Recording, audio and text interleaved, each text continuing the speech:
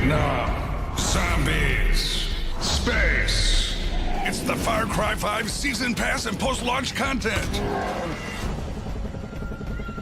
In the first DLC, Hours of Darkness, you'll be dropped right in the middle of war-torn Vietnam. As Wendell Redler, you'll face Viet Cong, rescue friends, and if you've got the grit, get the hell out of there.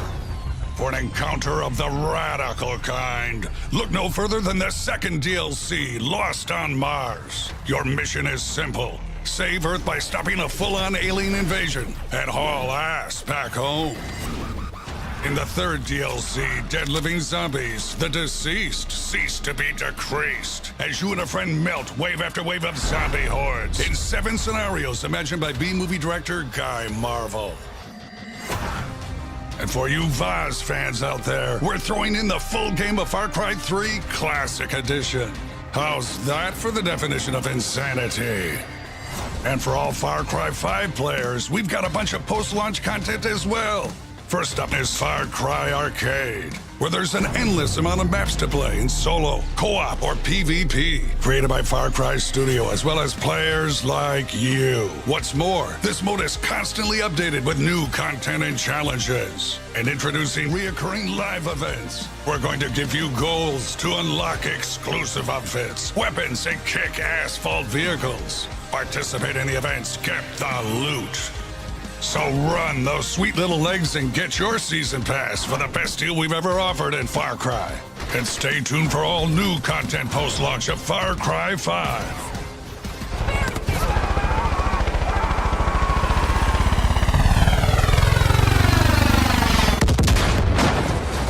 Far Cry 5 launches soon, but before that happens, we're taking a trip to the Whitetail Mountains to ride zip lines, snipe cultists, see the sights, and start some fights.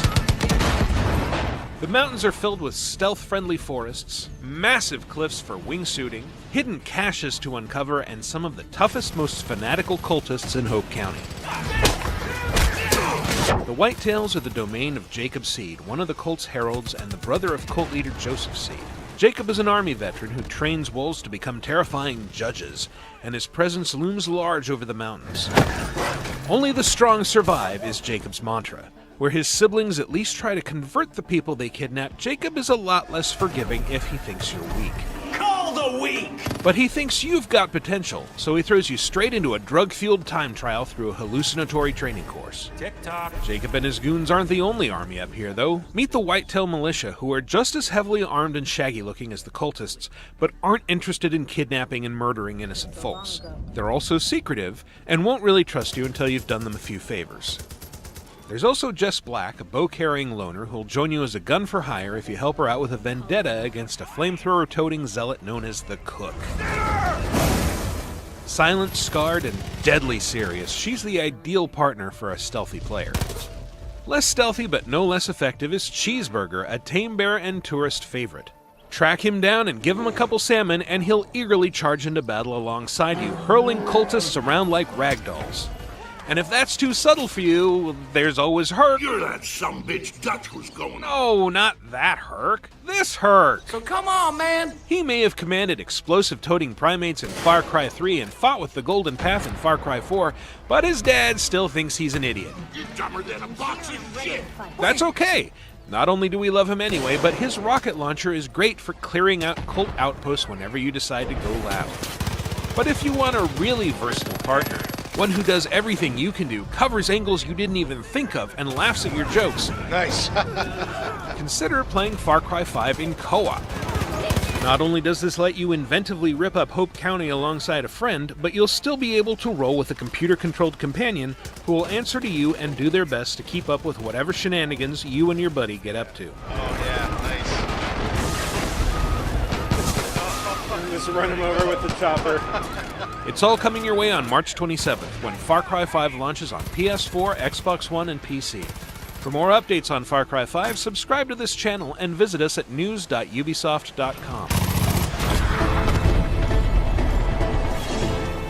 Hello my friends, welcome back to PlayStation Underground. On today's show, this is a very special episode because we are playing Far Cry 5 with Dan Hay, creative director on Far Cry 5, and Daryl Long, producer on Far Cry 5. Gentlemen, welcome to the program.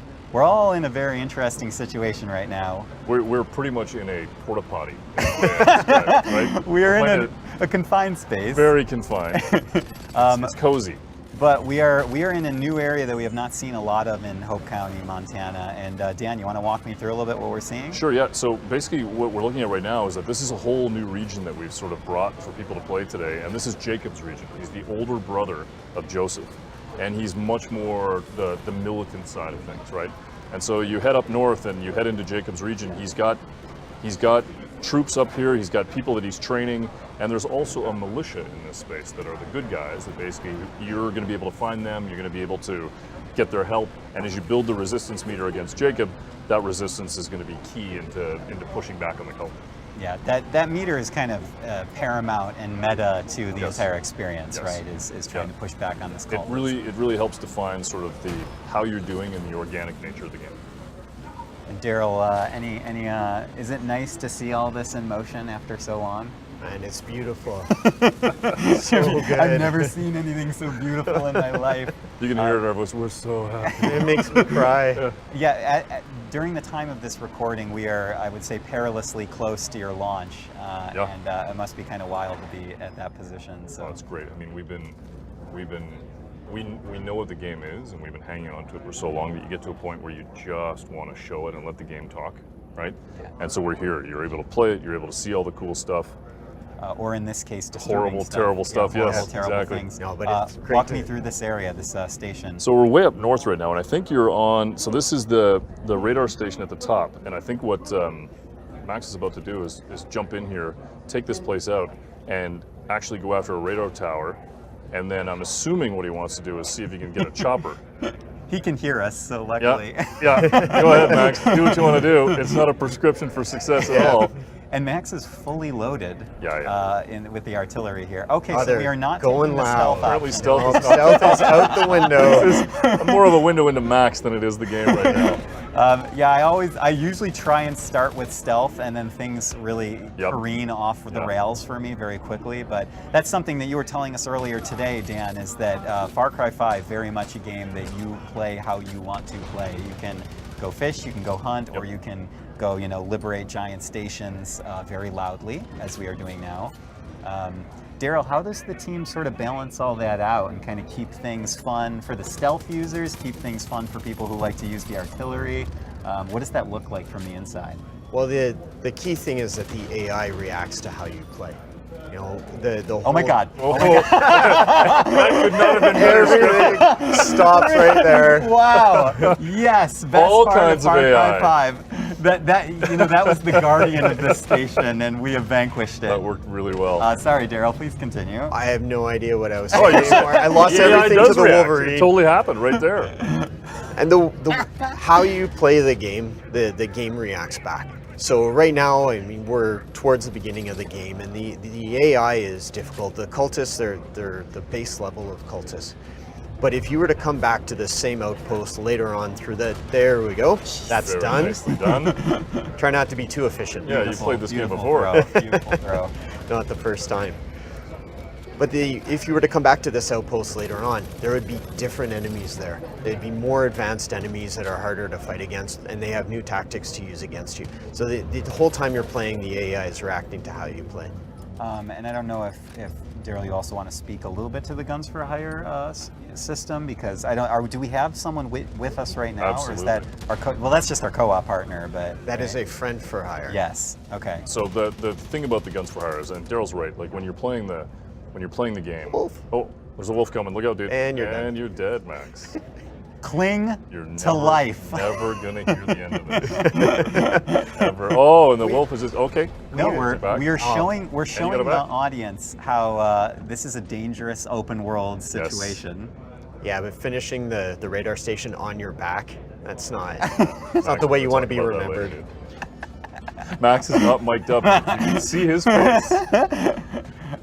We have congratulations though. Be it wolf deaths or otherwise, we have accomplished our mission here, so that's good. All right, so here we are. We are getting a beautiful look of some of the open world right now. We successfully, with some wolf death, liberated that. There was a healthy dose. A healthy dose. Yes. And now we are heading towards a giant cheeseburger filled with cheese. Yeah. This kind of blew me away, Dan, when you were telling me about what's in, I think what I'm in store for here. I'm excited to see because I haven't seen this yet in game. Well, this is pretty cool. This is basically the Fang Center. It was originally there for animals and whatnot, but also you see this giant cheeseburger statue because Cheeseburger, the bear that we have as a Fangs for Hire in the game, is actually quite famous in Hope County, right? And you have an opportunity to go and see if you can find Cheeseburger. And the whole time, and there's all kinds of stuff that you can do around the world to actually look for. That was look graceful, at that. Max. You can also just decide to arbitrarily jump out of helicopters and land in the middle of the Fang This Center. is Max's stealth approach. Wow, Max. All right, so here he goes. He's gonna jump Your in. We're co-op following partner the hanging out. following the co-op partner, leaving your partner to take the Fang Center by themselves. You couldn't ask for a more No, organic seriously. playthrough of this section of the game. Yep. Love it. Holding All right, nothing and back. we're back in. Oh, that hurt. That hurt too. All right, you're in. So we are going to try and take this by force Yes. after, I'm going to say a helicopter death. Yeah, we'll call it that. Blame the helicopter. Yeah, gravity death. And it's great. It's so I'm just looking at all the little micro play spaces that your designers have built in here. Think like these little interiors, fences that you can get into. Yep. I mean, it's just incredible the amount of environmental diversity here that you have to play with. And this is, of course, just one part of a very larger open world map. We It's wanted incredible. each location to have its own personality, right? To have a history. You could look at it, you could understand this is where they kept animals. And to be honest, if you were going to go and experiment on animals, this is probably where Jacob would go first, right? And then they managed to be able to save. Oh, now they called in reinforcements, but you got co-op partners going to go toe-to-toe with them. The reinforcements on this outpost are tough. I mean, they they're are. not messing around with this one.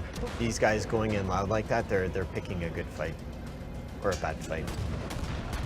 Would you say that stealth affords a, I don't want to use the word easy, but a smoother play of the game, or does it really come with its own challenges? I think, Daryl was talking about it earlier, is that if you're playing with Guns for Hire, there's no question that if you have Boomer with you, and Boomer's pretty much like this organic drone, you can go in and there's a lot of things you can do to start to be able to tag people and understand what's going on, and then you can initiate Boomer if you want. If you want to play stealth, you want to use Jess, you can do that. And there's no question that it affords the ability for you to be a little bit more intentional with your gameplay, but you also can just go in and raise hell if you want, cause all kinds of trouble, but it also depends on how the game is going to get pushed back on you. If you make enough of a ruckus, what's going to happen is the game's going to send more AI after you, and it's going to cause all kinds of mayhem. All right, so congratulate another All right. liberation. Took it, and we start to see the resistance start to push back in, and the whitetail, the militia, actually start to push back in and take over the area and start to push back against the cult. So there you go, famous Cheeseburger t-shirt right there. Everybody in the world knows him. Everybody in the world, from the far reaches of international waters, Cheeseburger the bear, known. He is, absolutely. Taking an outpost opens up new opportunities to you as well. As you move through the area, as you create new range for the resistance to take over, you're going to see new opportunities pop up. And in this case, we've got Wade, he was the owner of the Fang Center, and the guys are going to go talk to him in a minute. In this mission, so what Wade explained is that in order to get Cheeseburger, you're going to need to feed him, to win him over. So now the guys are going to go fishing. They're going to try and catch some salmon. Oh, this is the best. It's a whole palette of gameplay colors that I can paint with, you guys. If you were gonna go capture a bear, what would you need? You're gonna need A salmon. cheeseburger. Oh, salmon. There right, you go. So you of go and course. get the salmon and you're good Yeah. to go. Well, that's the thing. He can't eat cheeseburgers anymore because he's diabetic. Oh, of course, of course. I'm glad that we have the bear's health in mind. Absolutely. Paramount. Watch out for that. Oh my gosh, oof. And this is great, and this, obviously that cultist truck was not part of the plan. It was Nope, just that not at happened all. to be there in your path. Yep. You never know what's going to happen in this game. There's always something new being thrown at you.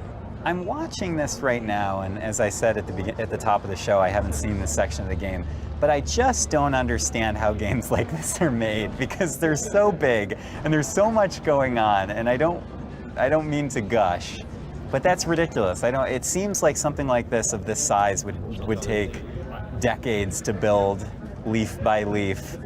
But you guys do not take decades. You actually have a substantial amount of time less than that. There's no question it's challenging. Yeah. Right? You've got to be thinking about how all the systems collide. You got to be able to have moments like this where you can walk up and you can fish. You have the opportunity. The open world can still mess with you, right?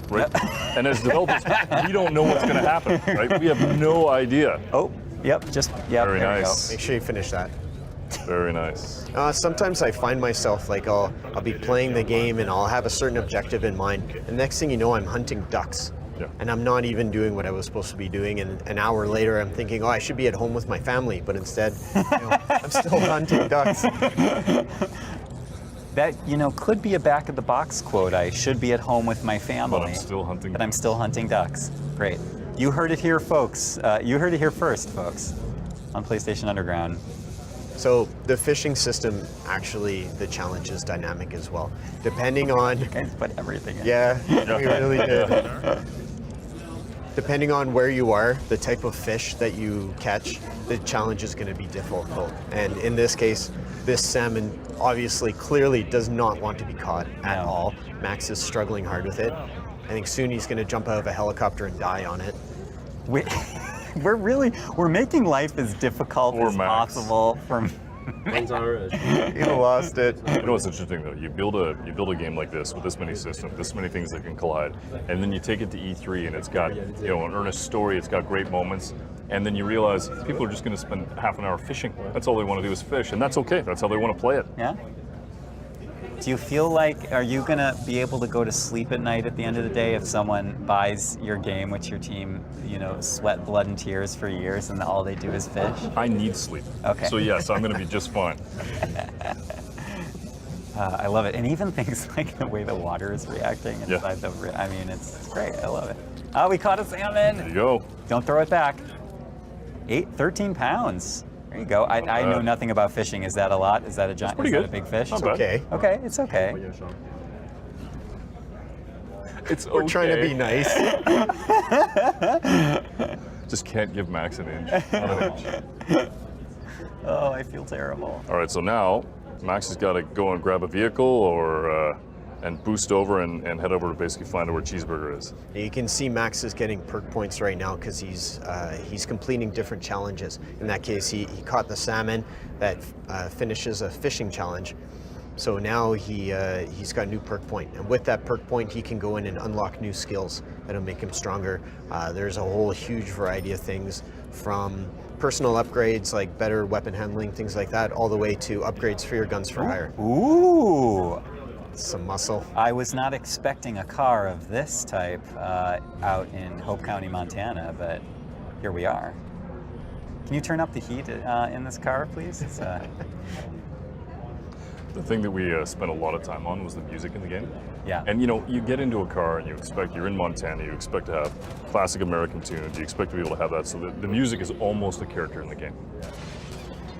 Yeah, we talked about that, I think, last time, how, especially as someone like myself who loves like blues and bluegrass, there's just a lot, there's a great tapestry in Far Cry 5 that, as you say, it adds character. There are times actually when I'm at the office, I'm working on something, and I'm listening to the cult music, and that's when you know they've got you. Daryl, do we need to have a conversation We'll hear afterwards? people whistling it, right? Oh, really? People and it's in their head. It's Inception. Oh no. Is that you or Julian? Because your aim is terrible. Civilians are going to be turning against you if you keep it up. Daryl is relentless on Max. Oh my God. You guys will never want to record this show with me again. Oh, it's great. It's good. It's just funny because truly, you can tell we have no idea what's going to happen because it's completely organic. So we're watching it and just trying to figure out what's going to happen next. Oh, I know what's going to happen next. We got up from that one. Can you cling to life or be resurrected? Oh. Is your guns for hire? The Guns for Hire is going to do it, maybe. Hooray, thank you. Many thanks. And you got the supply vehicle for it. Many thanks. We survived. So just jump across. Swim. Now, is this when a giant shark comes to eat us? because the luck that we've had so So far. far? Yeah, at this point, nothing I'd would expect a surprise me. helicopter to come and land on Max. Somehow the entire river just ignites in flames. Gosh, the amount of foliage that's in It's these gotta feel areas real. too. That's why we went there. It's got to feel real. How long did the team stay, or how many 2 trips? weeks. 2 weeks we were there, but there were multiple trips. Multiple trips. Meeting Yeah. different people, you know, gaining a sense of the place, really trying to understand the feeling of it. And I think what's super cool is we've actually talked to people who are from there, and they're like, "Oh yeah, this feels really familiar. It feels good." So I think what Max is going to do now is they're going to jump in and basically try and clear the spot out and see if they can find Cheeseburger. I love that that's the end goal of this video, is finding a bear named Cheeseburger. Yep. Find Only the finest entertainment for our audience. Okay, so let's see if we do the stealth Yeah, route. they are trying stealth. I'm Let's see. interested to see. Ooh, look at that slide. Yep. Watch out. It's very subtle, hiding in the bushes. Oh, careful. That system is great, by the way. It gives you a bit of leeway of making mistakes it's without ruining your entire stealth operation, which is what I do every time. Well, even when you do blow stealth, sometimes you can, retreat back, wait a little while. The AI never really entirely calms down because obviously they know that something happened. There we are. There's the cheeseburger. We got it. We got it, guys. Here is my salmon of 19 pounds. 13. It's worse. Cheeseburger, please do not kill us. Oh my God, he's so Gonna have a moment here. He's so cute. Aww. Do not try Oh my this at gosh, yes, please, everyone watching, never, ever try to pet a bear. Don't do this at home. I don't care if you're a trained professional or not. And here we go. Cue the mayhem. Oh, this is when the mayhem starts? Yeah, this is when cult reacts. they start to realize, wait a second, you're going to take Cheeseburger. There's no way. They were looking for Cheeseburger themselves, and now you're about to go toe-to-toe and see Cheeseburger in action. Just leaping into the front. Right onto the barrels. Good aim. Good aim. Cheeseburger is a tank unit, so he's going to take all the aggro for you, and you can pick off the enemies from a distance. Oh, love it. Love it. Now, what we're missing is the music for this. It's one of my favorite. The music is awesome. It's just a carnival. It's a symphony of mayhem. They'll get that, the audience will hear. We're just Awesome. not privy to it in our small Oh, group. nice, Max. That was beautiful. That was Fireworks. almost Oh, enough who's to down? redeem oneself. Oh, careful. Attacking from both sides. Watch out, guys. Yeah, there's a lot. Nice of shot. Nice. Double Oh kill. my God. All right, these are some VIPs also. They're And a it lot looks tougher like a than couple the of them got normal bliss units. on them. Using every tool at your disposal. There's so Comes much Cheeseburger. going on. There's dynamite being thrown. There's a bear running through the fire. Like it's Someone just blew up the bear. no Cheeseburger. Oh, Cheeseburger. nice. Made it. She does not look happy. Yeah, No. she's- It's like, Man, I Max, need to even- come rescue even you. the Could you co-op keep character it is saying, together? Max, pull it together, buddy. We're gonna need Max to sign a waiver about releasing this footage. All right, you did it. That's it. Nice. Nicely done, boys. So now you got the option to basically have Cheeseburger as a thanks for hire. Awesome. It's fantastic. Cool.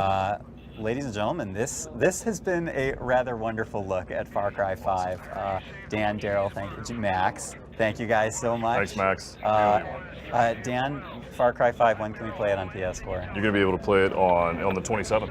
Basically, March 27th, everybody's going to be able to play it. Awesome. Gentlemen, thank you so much. And folks, thank you for watching. And until next time, this has been PlayStation Underground. We'll see you soon. You don't know her. How she digs inside your head. I know you've heard stories about me. That I'm a liar. A manipulator.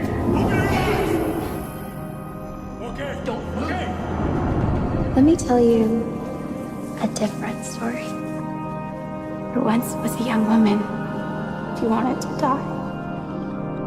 And then she met the father. The father showed her how special she was. She was full of love and life. He gave her a new family, one that accepted her just as she was. The young woman no longer wished to die. She had been given move. I need you calm and still. Something is coming. You can feel it, can you? We are creeping toward the edge, and there will be a reckoning. That is why we started the project, because we know what happens next. There they are, the locusts in our garden. I have a warrant issued for your arrest on the suspicion of kidnapping with the intent to harm. God will not let them take me. My parents were the first ones to teach me about the power of yes. One night, they took me into the kitchen and they threw me on the ground. And I experienced pain after pain. I looked up at them. I started to laugh. All I could say was, yes. It takes courage. Courage to own your sin, to etch it onto your flesh and carry its burden. So who wants to go first? The world is weak, soft. We have forgotten what it is to be strong. We let the weak dictate to the powerful, and then we are shocked to find ourselves adrift. Now, the collapse is upon us. And this time, the lives of the few outweigh the lives of the many. We will cull the herd. We will do what needs to be done.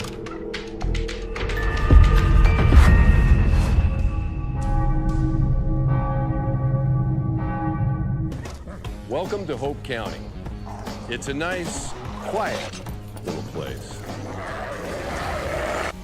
Every now and then a storm might roll in, make a mess.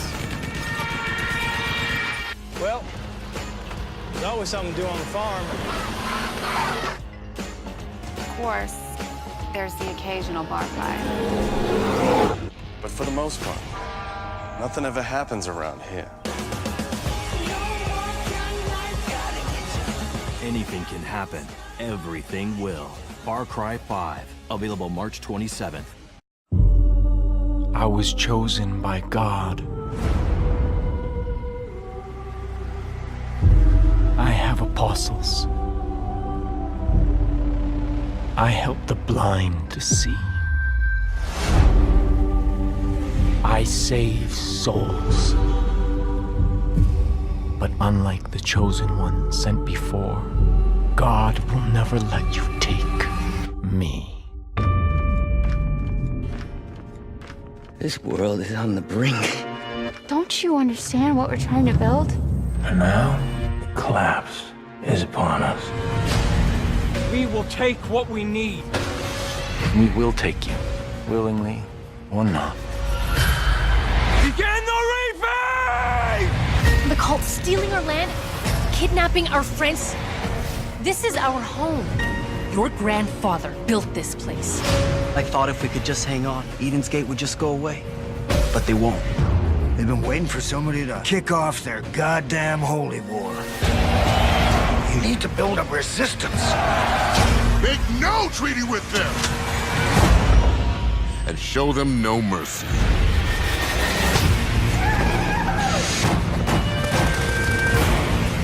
If we stick together, cult will never break us.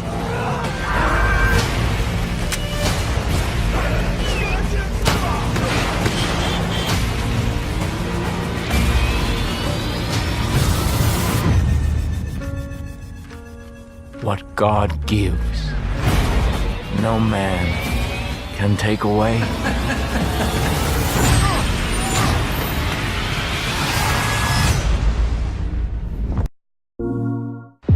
No one is coming to save you.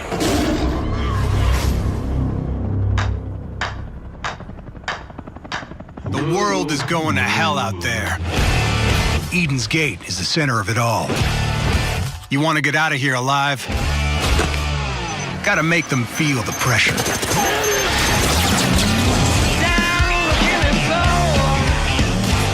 Sabotage their plans.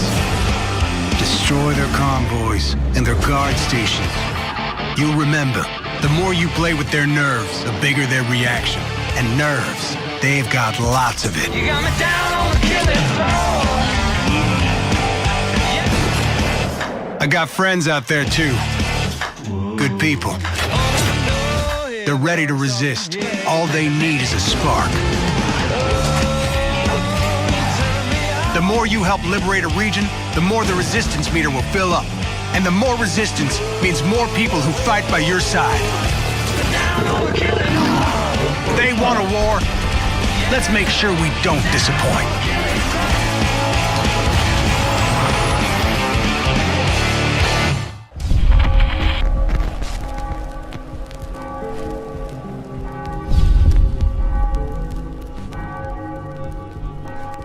Every time we get asked questions about the game, right, and we're asked, you know, what's your favorite part of the game or what's going to happen next as you're playing, the truth is we don't know, because the game is organic. It pushes back on its own. I can't give you super hyper specifics on this, but what I'll tell you is that in previous Far Cry's, I think we had about 18 to 20-ish characters that you'd meet. Yep. And just on the premier side of things, we're over 65. And just in terms of the rest of the world's incredibly deep, so I don't honestly know just how many characters there are, but everybody has a job, everybody has a purpose, everybody has an opinion, and everybody wants to contribute to you fighting back. I'm gonna keep on fighting. Thanks. But what's really interesting is watching people play the game, and then after a little while they start to realize, wait a minute, I can mix up my squad. I can play with the guns for hire and the fangs for hire and the combinations, and they know each other. And some of the banter between them is amazing. Just watch this hustle. Imagine all that, but with a buddy, like a co-op partner. So I just like dropping in the middle of nowhere and flying around while you're driving, because obviously you won't be flying, I'll be flying. So if I'm flying around, you're driving in your muscle car with your 70s soundtrack, and it's... 70s soundtrack, I mean, why is that a bad thing? That's an amazing... That's an amazing thing. My son can't appreciate that here, but it's amazing. No, but it's great. It's great. And honestly, for me, one of the best feelings is literally to be up in the skies and just exploring and discovering Hope County.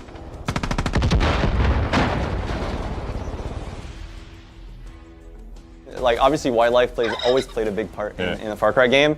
The one little vicious animal that I hate to find, and especially hate to hear, is the Wolverine. Yeah, the skunk's not fun though, dude. What? The I don't know. skunks. Have you heard Dangerous. the Wolverine? I've been like... What does it sound like? Oh, this is gonna be good. Wait for this. That's literally what the Wolverine sounds like. It's the gift that keeps on giving. Understand? It's vicious. Vicious is the Oh, word. I can't. It's like Christmas every day when he does stuff like that. We wanted to put as much freedom as possible into the hands of the player. So just making sure that, you know, you step in any situation and you're really free to approach it in a certain way. And play the game in a way we hadn't decided was the right way to play it. It's super cool to see. Get down! Yeah!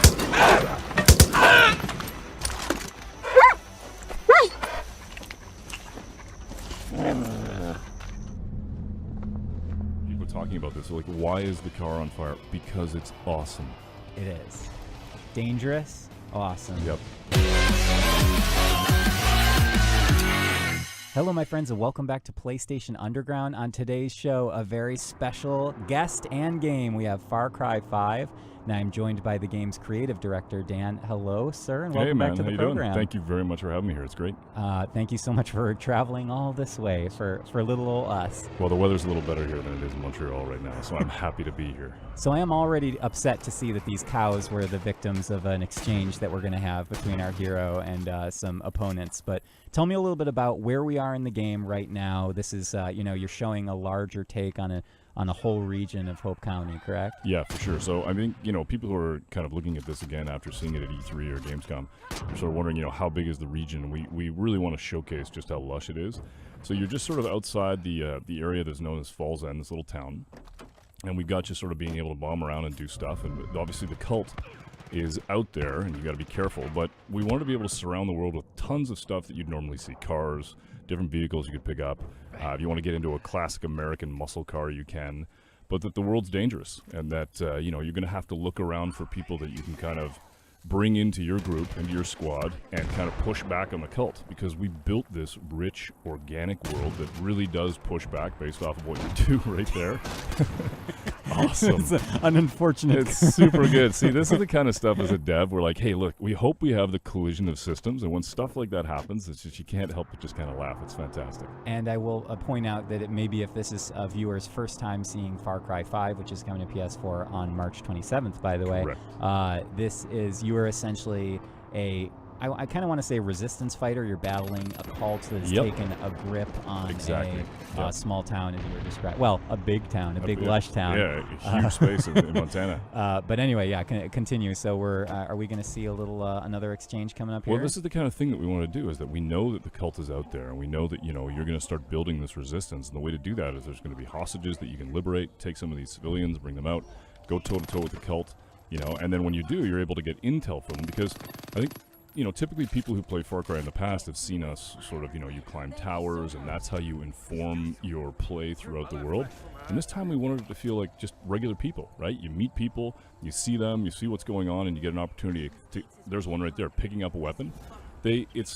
Some people are going to help you, some people are going to be scared, but that there's a real interesting thing that happens then the social contract between people in the real world, where you go up and you talk to somebody, and then they give you information, and they may not have all the information. And if we build our world to feel like that, it just feels real. Now, I don't know if this is too under the hood, but I just saw that Susie's name came up as you spoke with her. Now, is she a set, like a written NPC? Is this just a random NPC that could have happened to be there in that moment? Like, so we wanted to blur the lines between the sort of the random and the set. And so what we really said was like, everybody's got a purpose, everybody's got a little bit of a history. So even though Susie may not be somebody that is a large player in the story, she's still somebody with a personality. She has opinions. Yeah, here we go. Like, why? Why not? Oh my goodness! Just drive right by it though. Hey, there's gonna be times where I'm just gonna stop talking and let the game talk to itself. Absolutely. But yeah, we wanted to make it so that there's variety. There's an opportunity to have regular people who maybe aren't gonna pick up a weapon and help you. But then at that point, you're able to turn to Susie and say, hey, listen, you want to join? You want to fight with me? And you can. She's in the car. She's gonna come with you. She's gonna have opinions about stuff, and you're just gonna go out there and have a great time together. I don't know if you're allowed to say, but is Susie gonna then permanently join the roster, or is she at the whims of fate and she could potentially be downed in combat? The whims of fate. I know you like the that. way that sounds. I wanted to avoid something really dangerous. No, that's really good. That might be my next band name or something. The whims of fate. Do it. I like it. I'll take it. You are welcome to take it. Thanks, dude. That's awesome. I think what we wanted to do is make it so that we had characters like that, and if eventually they do die, that they're gone. But you do have the opportunity to bring them back, right? Okay. You do have the opportunity to do that. Okay. More animals on the side of the road. Animals. A lot of wildlife already we've seen. We've seen like 3 sets of wildlife. Yeah, it's lush, right? We want to make it so when we were in Montana, we actually saw all this stuff there. It was really cool for us to see how just alive the world is. So we wanted to have that experience for the player as well. That was a narrow miss. Also, you could have accidentally started hunting in that moment because the deer just sprinted by. That was an awesome shot on that guy, but the deer was very, very close. Lucky or unlucky deer. I'm not sure where that deer falls. Yeah. So it seems like we've rescued another civilian. So far, we're just a good old-fashioned hero. Yeah. And so I think it's cool because, you got the opportunity to go talk to somebody, and I think she's got a side mission right now that you can go do. Or you can see off in the distance, there's actually the symbol for an outpost, so you could go take the outpost. But there's just all these little moments in the world that are alive that are organic. And to be honest, when we design it, it's kind of interesting for us because they're organic, we don't know what's going to propagate. And so it's entirely up to the player how they want to play it. Maybe you've met Susie, maybe you haven't. Maybe you've got a different guns for hire. Maybe you've got a premier guns for hire. Maybe you've got a fangs for hire. You got Boomer with you. So it's really interesting for us to kind of sit back and watch it live. Is it really called Fangs for hire because of the dog? Yes. Yes. Yeah. Who came up with that one? I don't remember, but I'm taking full credit. Take full credit for everything. You designed the game yourself. There you go. And I was going to ask something about the wildlife again, but Is there, does the wildlife and just in general some other, this other tapestry of Hope County, does that play into side activities? For sure. I mean, hunting and other, I don't know if there's fishing. There is. Usually games like this have fishing. Yes, there's a lot of Don't fishing. disappoint me. So, and that's the thing that we saw at E3 is like, you know, we build this really earnest game, this opportunity for you to go in there and be the hero, and people just go fishing and decide they're going to do that for like 2 hours, and it's like, okay, you know what, play the game the way you want to play it. Sir, you need to get off the demo. No, I haven't got the one I want. Fishing. So yeah, so like this is a good example. Here's an outpost, and if you played Far Cry 3 or Far Cry 4, you know this, and in Primal you know this very well, the sort of the situation that you're in. But we've kind of made it so it's very much alive. And then what's really nice about this is that you're going to be able to go in and have the playstyle you want. So there's opportunities. Whenever we build an outpost or we build elements of the game, we really think about freedom, opportunity, and surprise. Right? The freedom to be able to attack this outpost the way you want. All kinds of opportunities, different guns, you know, different weapons, different ways of aggressing the situation. And then the surprise that it may not always go the way you think, and we'll just see as it happens. That is literally every time I try and play something stealthy or strategically, it always goes to hell immediately. Immediately. Yeah, but he's doing pretty well here so far. Taking him out one nice shot. Oh, is this a silenced weapon? Yes, so they don't know. Yes. Little do they know that they are under attack. Correct. You know what? I remember what I was going to ask you is, does our protagonist have like a name, identity? Is it a kind of a nameless protagonist? Well, how have you guys what we've been trying to do storytelling? is moving towards something that's really lean, right? What I don't like is when I'm playing a game and the game doesn't communicate what my emotions are or my feelings are. So in this case, we've got. I'm just watching. Brutal. Just watching it happen. What we've got is a player character that's super lean. So you have an occupation, but from the standpoint of who you are, it's who you pick. Right. Absolutely. All right. So now they know. Now things are escalating. Now it's on. Escalating quickly. Yep. Tensions rising. I don't know if in this footage we're going to see our protagonist downed at any point. We'll find out. You may. See, this must be really fun for level designers, having these little pockets of indoor space mixed in with the huge sprawling outdoors, because that creates little, interesting points of cover and wrinkles to that combat.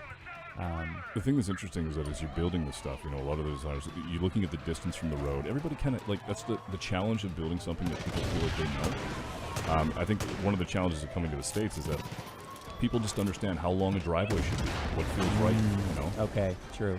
Yeah. As opposed to other Far Cries, which featured more, let's say, exotic locations for an American audience. Right. But here, it's like, this is very familiar. Yeah, to people. a door should be a certain size. Right. The steps should be. There should be even branding. Like the world is just filled with branding. I think I looked away for a moment, and the outpost was liberated. Yeah, they liberated it. So in a blink of an eye. That's right. So then basically, what you got here is now that your legend is starting to grow, and the people in the region are starting to understand that you are pushing back on the cult. They're going to start to join you, and this is where you really see the resistance meter and the resistance start. Where now this is no longer a cult outpost. This is yours, and you've got people there that can give you quests. You've got side missions. You've got main missions. You've got story opportunities. You actually see the resistance meter go up. And what's happening there, which is really interesting for us, is if we're going to build this live game, this feeling that it's alive, and the idea that these heralds and the cult have a mandate, and that what you're doing is you're the fly in the ointment, you're getting in the way of it, so you can actually see your progression through that in the world, but you can also get the sense like they're going to push back.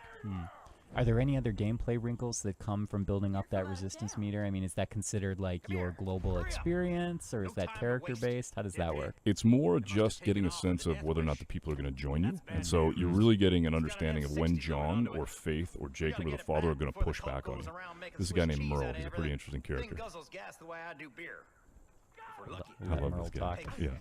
Oh no, Merle's under attack. So that's super interesting for us, is that you're in the middle of a story moment, and then what happens is that the cult shows up, and the story moment will stop, and they'll act like regular people. You'll basically see people, so you'll see stuff going on where Merle's going to run, he's going to head for cover, he's going to take a minute, he's going to, in this case, he's going to protect himself, and then when he feels like everything's done and over, he'll continue the conversation. Nice. I'm thinking about all the programming nightmare that entails. It's and not easy. No, it's definitely not. We got a lot of smart people back in Toronto and in Montreal and around the world who really worked incredibly hard to be able to do this and bring these characters to life. And The devil's in the details, right? If you walk up to somebody and you go, hey, listen, I want to have a conversation with you, and then you decide to walk away, they're going to get a little pissed off. They're going to get a little hurt. And when you come back, they may give you a little bit of grief about it. You can hurt feelings in this game. You watch out, because that's the truest weapon. It really is the mind and the heart. Words hurt. Yes, absolutely. So now I don't know if you know where we're driving next. Yeah, so it looks like we have a waypoint in the distance here. What's happening here is that you're basically going to go, Merle's got this pretty cool car, and on the back of it is this 50 cal, and he's basically saying, if we're going to do some damage against the cult, let's go get this thing. So it's called the Death Wish. So you're going to go back and basically try and find this thing. Okay, gotcha. It sounds, a very peaceful vehicle, the Death Wish. The Death Wish. Yeah. Right? They really named it. They nail on the head with that Happy one. birthday! I think. It's the Death Wish. Okay, so here it is. And is it under cult control right now? It is, and it's interesting because Merle says the thing guzzles gas like he drinks beer, and that's why it's actually at the gas station. So he knew that they'd eventually have to go and head to the gas station. Small micro storytelling there you go. right there. Dan, you got it all figured out. So what we're basically going to see here is the attack on this and attempt to get it back. But what's really tricky about this is, in maybe previous versions, you'd go in and try and basically blow this thing up, but now you got to take it back to them, and you got to be able to use it as a weapon. So it's the kind of thing where we really wanted to make rough tools and put you in situations where you could use the weapons that are around and kind of harvest it if you can. Oh, goodness. All right, so now the chase begins. I like how about to go in the truck, and then and then it's like, wait a minute, second. That is a badass car. I'm taking that. This is one of the things that we really wanted for the game. Was just being able to get into those classic cars. Yeah, absolutely. And then just go into, great movies of old, fantastic car chases, and get the spirit of that. And you got the radio going. Yeah, but you're being chased, so you got to be careful. And I will point out, I think this footage is from single player, but Correct. The game does feature multiplayer Absolutely, as well. through the entirety of the game. Through the entire game? Yeah, what we wanted to do is just build this system of the for hire system so that it all felt like it was under one umbrella. So you have guns for hire, fangs for hire, and then a friend for hire. Good old friend for hire. Yep. Just going completely off-road bonkers. Oh gosh. Yeah, so they got backup, right? Basically calling for help. Tell me, I don't know if you want to talk a little bit about the weapon system here, but I don't know how expansive customization is, or if it's very straightforward, like you grab a weapon and you go. How did you guys approach design? I think the way it starts is just being able to pick up weapons, and being able to grab things that are around you, and then start to, as you get an appreciation for what it is that is your play style, to be able to go into shops and to be able to find weapons or buy weapons, and then customize them the way you want, and sort of get that classic feel to them. So definitely, for sure, if you love doing that in previous Far Cry's, you're going to love it in this one. I always spend an inordinate amount of time customizing my arsenal, and then I feel like I just end up switching to something else minutes later, but it's part of the fun. It's all part of the journey. Oh goodness, hello. Well, that's just it, right? Traffic. There's going to be people on the road. You got to be careful. What's your favorite weapon that you usually play with? What's the style that you play? I feel like revolvers are usually like something that in other shooters I often lean towards that because they're good for a variety of situations. Sure. Yep. They feel cool. Yep. Sometimes you get those cool engravings on the side. See, for me, it's a flamethrower, but I don't know that would help here. I think that would only cause mayhem. Probably not. I think that really tells us about our personalities is that you lean into the flamethrower. Yeah, mayhem. Yeah. No, what's cool about this is that you're actually seeing like life on the side where the cult is going in, they're taking people. It's in the middle of a mission, but still the world is open.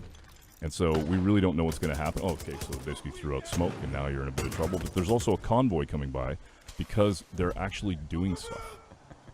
Most flagrant use of dynamite I've ever seen. All right, so here's the options. Trouble. Basically, you got to go get that truck. See if you can. Leave that muscle car. Oh, goodbye, sweet muscle car. Yep. We hardly knew ye. Oh, here you go. You get to turn it into a weapon. Up in the 50 cal. Oh, there he is.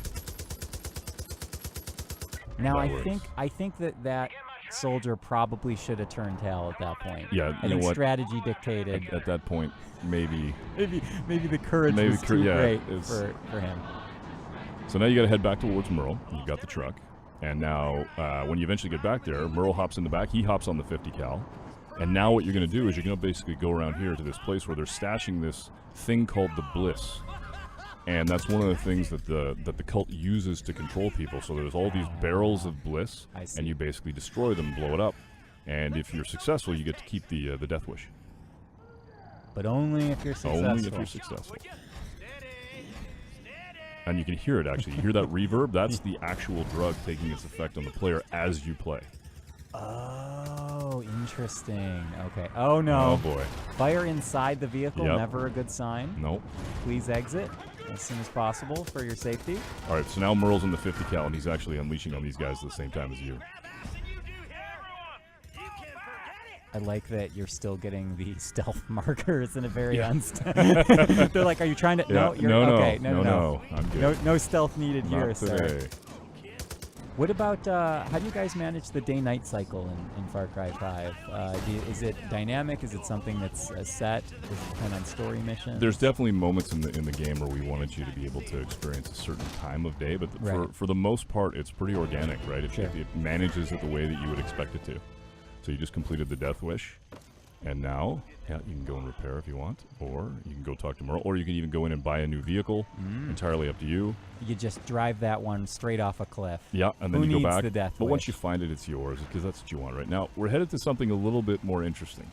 This is a little... this wasn't interesting Well, already? the last one was interesting, but this... Well, I think you'll see what I mean. This is Clutch Nixon, the greatest stuntman ever to come out of Hope Valley. Oh, my goodness. So, it's... Yeah, this one. So now, what we really wanted was, whenever time you go to a place and you sit in a bar and you hear about these stories of the local legends. The local legends. Yeah. We really wanted one, so we built one, and you get to play the memories of his greatest achievements as a stuntman. And they're just awesome. They're just out of control. They're just ridiculously amazing. The car's on fire. You're actually kind of in the past Correct. right now. Yes. Okay. Yeah. You're living sort of the best of his adventures and seeing if you can really beat his. And you can actually hear like the sportscaster talking about your feats and how you're doing. Dan, are you saying that I can change the past by reliving the life of Clutch Nixon? I don't know if you could do that. Aren't we writing the past in this moment? You might be. Oh, you goodness. Might be. But I remember, people recovery. talking about this. Like, why is the car on fire? Because it's awesome. It is. Dangerous. Awesome. Yep. On fire still. Yep. Correct. Love the music. Yeah, it's gotta have a little bit of rock in there. Yeah. You guys always have fun with music in these do. games, don't you? We really do. I think we spoke about that before, is Yep. that especially with this game, you're tapping into almost a completely different musical tapestry. For sure. Compared to the other Far Cry games. And I think the thing, too, is that we really tried to make it so that each region is different. So as you traverse through the world... Yeah, here you go. Big jump. Yeah. There you go. The big and finish. into the water. He survives that, right? He survives everything. He's Clutch Nixon. Okay. Well, showed me. Yep. So yeah, the music is just such a big part. I mean, it's part of what brings the charm. It's a huge component of emotion and whether or not you feel that in the game and how you... And we just put these sort of in the world so that you can experience it. And that's the thing about the game, is that we built this game, and we definitely have a story that has earnest moments in it. We definitely have moments of huge pushback on the cult, but we also recognize that just because we're thinking that the game is played a certain way is not the way that people will play it. And what we want to be able to do is build a world that's organic and allows the player to go in every direction, get any vehicle that they want, be able to basically play the game and author the experience the way they want, and then go off and basically, it's not predictive. We want them to just go and play. I think that's one of the most fascinating things about open world design to me as someone from the outside. Okay, something is afoot. So somebody, they just basically, if you go into the map and you're able to go over a couple of key locations, what you actually hear is people who are in trouble, and they're basically calling you over the radio. And so I think this heads towards Boomer. You think? We're not sure. Pretty sure to be confirmed shortly. Yes. The little nav points. That's super cool. I wish that today's GPS could provide that level of precision. Yeah, you're driving a car that's, rear-wheel drive, pretty slick, got racing slicks on it, but you got this amazing GPS. But it's, it's important that if we build a world where if the player really wants to go and do something, we give them the opportunity to know where to go and what to do, and to just play into the game. You could easily get lost in a big open world like this. So. Oh goodness! Hello. Here they come. They're really not following the rules of the road, are they? No, they're not. Just missed. Oh my God! Look at that swerve. Oh, they just called for backup, so there's more of them coming. Oh, and this is great. See, moments like this, which feel like an action movie, but they're actually being they're just being created by the player Totally in the moment. systemic, right? Unbelievable. Yeah. That really always blows my mind. I think, you know, we had a real moment on Far Cry 4 when we were working on one mission in particular with Pagan Min, where Pagan started to do things kind of on his own, and we kind of made it an opportunity for Pagan to make choices in the mission. And we were thinking to ourselves, why don't we just allow the game to do that across the entirety of the game? So right here, you know, the cult pushes back, maybe an animal's going to show up, but you got a helicopter that's going to attack you. Meanwhile, you're headed towards a mission, or you may even be mid-mission, but this kind of stuff happens, and we don't know that it's going to happen, and then we get to see it firsthand. Dan, I have a great subtitle for Far Cry 5 I'd like to pitch to you Okay, now. I know let's the hear it. game title's already been decided. Let's hear it. Far Cry 5, multitasking. I got it. I think it's gonna sell. Okay, we'll get the .com address later. Yeah. Just work out the details with my lawyer. Cool.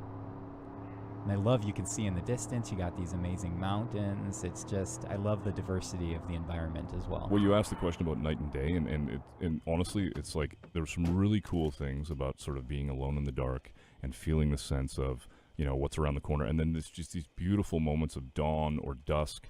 And the lighting in Montana was phenomenal when we were there. So we just wanted to be able to experience that. But then there's also terrible stuff that's going on where the cult's done terrible stuff because they're bad people and basically come in and then you have an opportunity to push back on them. That thing off in the distance, I believe that's actually a repurposed fertilizer container, and inside it is bliss, and if you blow it up, you actually get resistance points. Okay. But we do have apple and pumpkin picking. Correct. Right there. And there's Boomer. I see the sign. Yep. So let's see what we do here. Do we go in quiet? And you can hear Boomer. Boomer! I'm coming. So what the cult is doing here is they're actually going in and they're taking animals. And they're taking animals and they're turning them into something that I'm not supposed to talk about, but I'm going to anyway. Uh-oh. They're called judges, and they're pretty badass. So you're going to go save Boomer from that happening to him. Okay. And then be able to have your first Fangs for Hire. Ah, excellent. Also, that sounds very scary, and I'm glad we're rescuing Boomer. Rescue all the animals. And pumpkins. This would be so pleasant and peaceful if there wasn't, you weren't embattled in combat we're at the not moment. for the cult. But the thing for us is that we wanted to, you know, when you're building a game that's this big and a world that's this rich, we want to be able to have a variety of stories and a variety of tones in it. Sure, you're going to have moments that are earnest like this where you're saving, you know, the dog and basically bringing this into your group, but then you're also going to have moments like with Clutch Nixon. And so we just want to be able to make it so that there's little action bubbles and stories that you can snack on. I love snackable stories. For sure. Low on calories, high on flavor. That's pretty good stuff. Yeah, I came up with it just now. Nice. Okay, that helicopter's menacing. Just be careful. Here we go. I love the lighting that we're playing with here. We're kind of the going art up on team's done stealth. a fantastic job. There's Boomer. Let's see if we Leave can him get alone! Oh my goodness! So here we go. It's on. Okay. Oh jeez. Knife kill. Yep. Brutal. Now they called for backup. That's what they do. So basically, all right. So you've got him, and now Boomer's out, and he can hold his own. Go Boomer! Does Boomer come with like a jetpack or a rocket launcher strapped to his? Boomer's awesome, just the way he is. Just He's super good. So they did call for backup. So Boomer's available now as a Fangs for Hire, but you got to go actually enlist him. Okay. But he's going to do some damage. He can do some damage. He can hold his own. Support your local farmer.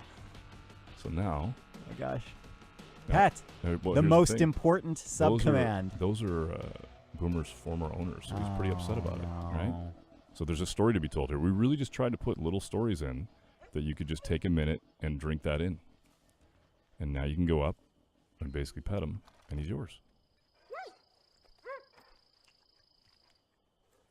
Definitely a somber moment in a game that has a high emotional range.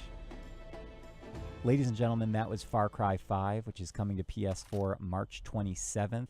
Dan, such a pleasure to have you as always. Thank you for your so much. commentary. It was great. Awesome. Final thoughts for your for the audience? I just hope they love it. We really are trying to build something that and have built something where the players get to tell their stories, and we can't wait to hear them. Great. Thank you, Dan. Thank you.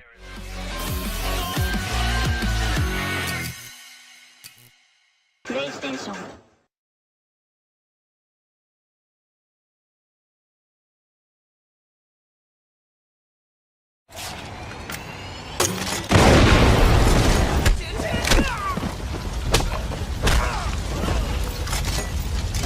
Far Cry 5 is the biggest, most open Far Cry to date, giving you free reign to explore the highways and wilderness of Hope County, Montana, where you'll make life tough for the cultists of the Project at Eden's Gate by blowing up their stuff and uniting the locals as a resistance. How you do this is entirely up to you.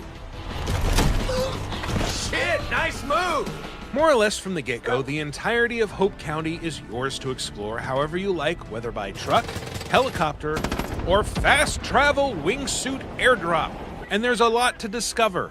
Poking around its wooded trails might reveal prepper caches protected by puzzles or challenges or wolverines. Or you might find signposts that reveal picturesque cliffs from which you can go wingsuiting. You might even discover a plaque commemorating the impossible deeds of 70s daredevil Clutch Nixon, at which point you'll be able to, say, recreate his literally on fire rally run through sprinkler checkpoints that delay your inevitable explosion. As with any Far Cry game, however, some of the best moments come from the unpredictability of the world itself. When you've got cultists, vehicles, fire, and extremely violent animals all running amok at once, it only takes a second for a mission to go from high-tension stealth to berserk carnage because that incendiary arrow missed a cult VIP and hit a bull instead. Far Cry 5 also expands one of the best parts of earlier games, scouting out enemy outposts, methodically hunting down all of their defenders, and claiming the compounds for your side. Not only are outposts everywhere in Hope County, clearly marked by columns of black smoke, but all across the map you'll find prominent citizens under siege by the cult. Name's Grace. Helping them push back and reclaim what's theirs will convince them to join you in battle, or at least give you more intel about the cult's activities.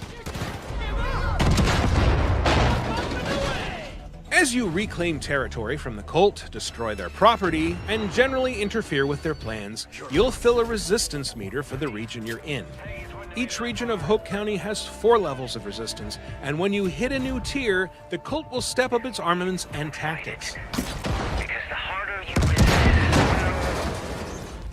Once a rebel's property is back under their control, you'll be able to recruit them to follow you into battle as a gun for hire, giving them orders with the D-pad and using their skills to help push back the cultists. In addition to the unique story characters, guns for hire also include locals looking to fight back, and each outpost you liberate will unlock at least one fresh-faced combatant who will hang around, ready and eager to watch your back. You can run with 2 guns for hire at once, and they're perfect for tackling the side quests that each outpost opens up, which will net you money to spend on more ammo and better guns. Guns for hire aren't just good in a fight either. They can also revive you if you fall in battle, and you'll need to do the same for them, which can get a little challenging under heavy fire. Don't let it bother you too much if you can't reach them in time though. They won't die, but they'll also be unavailable for a while as they recover from their injuries, after which you can recruit them again. Also, be aware that any cultists you take down but don't kill can also be revived by their comrades, so be sure to finish them up. It hurts so bad! Far Cry 5 is an adventure you can pursue on your terms, and the fact that everything can go sideways in a second because you ran too close to a seemingly harmless turkey is a big part of the fun. Hope County is wild and unpredictable, and you can find out how wild when Far Cry 5 launches on March 27th, 2018 on PS4, Xbox One, and PC. In the meantime, be sure to subscribe to this channel for more on Far Cry 5. No one is coming to save you.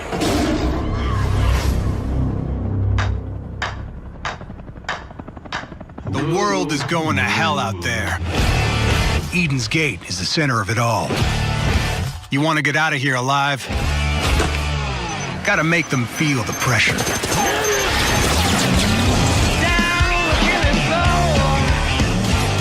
Sabotage their plans. Destroy their convoys and their guard stations. You'll remember, the more you play with their nerves, the bigger their reaction. And nerves they've got lots of it. You got me down on the killing floor. I got friends out there too. Good people. They're ready to resist. All they need is a spark. The more you help liberate a region, the more the resistance meter will fill up. And the more resistance means more people who fight by your side. They want a war. Let's make sure we don't disappoint.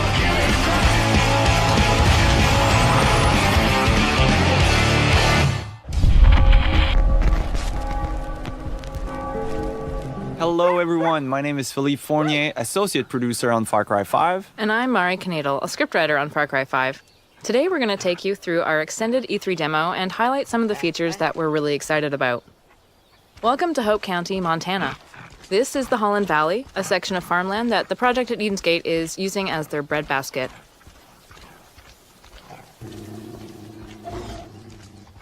With us in this demo, we have our loyal dog Boomer as your fang for hire. For now, I just can't resist. The setup is too perfect. I'm going to use this tractor against the cult. The cult is stealing supplies and kidnapping people, using them to prepare for a doomsday that's really just around the corner. We're going to put you in the shoes of a rookie deputy and drop you into the heat of the conflict. In Far Cry 5, we want to give you tools that feel like they belong in Montana in your fight against the doomsday cult.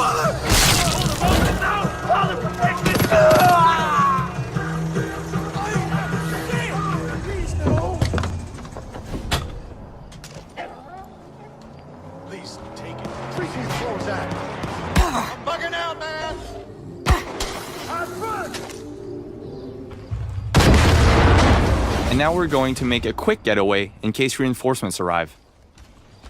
Christ, help me. Boomer is just one of the many allies you can recruit using our 4-hire system. Each of them has special abilities, and it's up to you to select which companion to bring along for the ride, whether you're just exploring the open world or fighting cultists head-on in a specific location. Cute dog. My dad would love to know, what type of breed is Boomer? No, seriously. His breed is mutt, but he is mostly blue heeler by the looks of him. Montana is a great place to fish, and it was important for us to create a system where we allowed players to live that experience. In the rivers and lakes of Hope County, you will find many different types of fish. It's a really good way for players to gain experience and also just get away from the conflict.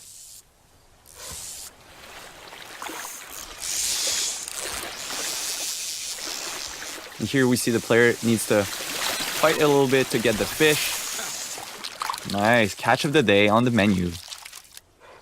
So it's nice to unwind with some fishing every now and then, but we know the cult isn't taking any breaks because they have an apocalypse to prepare for. As you explore the county, you'll come across cultists working hard to serve Joseph, the father of their cult. They're taking food and supplies for their bunkers, they're blocking the roads so no one can escape, and they're destroying resources so the resistance can't use them.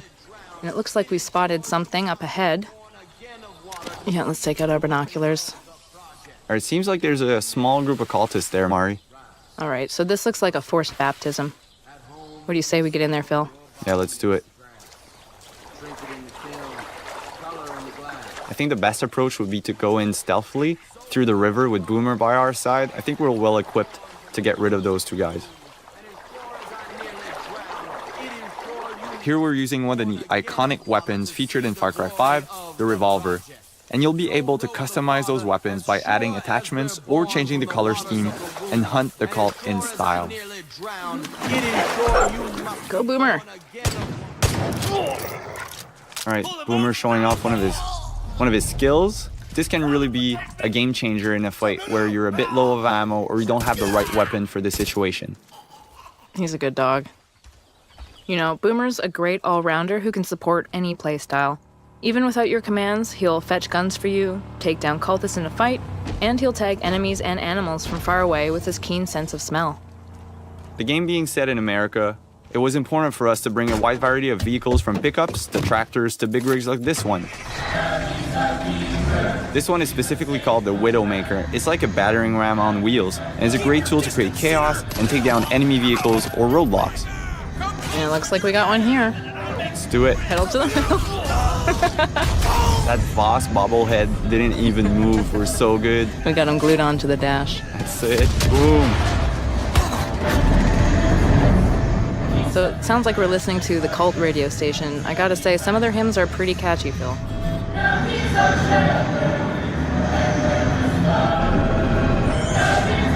Now we're pulling up to Ryan Sons Aviation. This is the home of Nick Rye. He's a crop duster and a family man. He's doing what he can to keep his family safe and keep the cult from getting his plane, but it looks like they've beaten us here, so let's jump right in. There's no time to waste.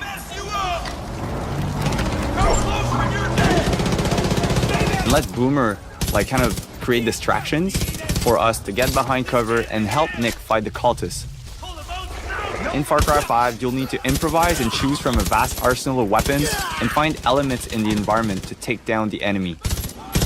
There we go.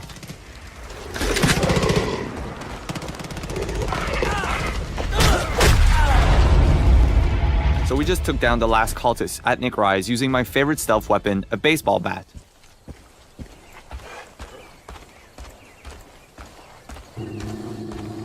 Sometimes you can hear Boomer growling when he feels a threat nearby.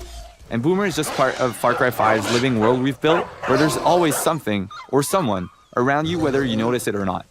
This means you'll always need to be prepared.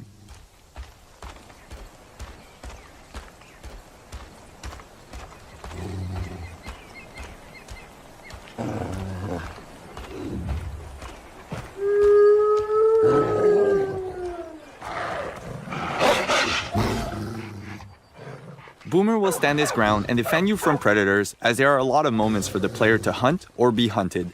And we've built a deep ecosystem that represents Montana's wilderness. So, we've seen ducks, a sturgeon, deer, and this is just a small sample of all of the wild animals that you'll encounter in Hope County. So now we've jumped into Nick Rye's plane. It's been in his family for generations, and with it we'll take to the sky to destroy some cult silos that are hoarding explosives.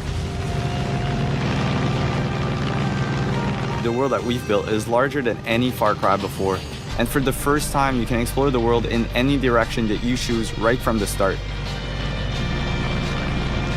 In this demo, we're in Holland Valley, and this is just one small part of Hope County. Montana is called Big Sky Country after all. Flying is a great way to travel, explore the county, and scout out new opportunities. And also blow things up. Woo-wee! Look at that go! Nice work, partner. Go get the other one. Oh, looks like the cult has decided to intervene. That plane belongs to a Chosen. Now, the Chosen are elite soldiers, and it's their job to basically crush any threat to the project at Eden's Gate. So we've done enough to anger the cult. We're going to engage a little dogfight with them and show them what we think of them. That's right. Even in the air, there's a lot of opportunities for the player to, find or discover or get chased by or get discovered. Yeah, totally. Hunt or be hunted, as we call it. I think right now we are the predator. Yep, we got them on the run. They're smoking.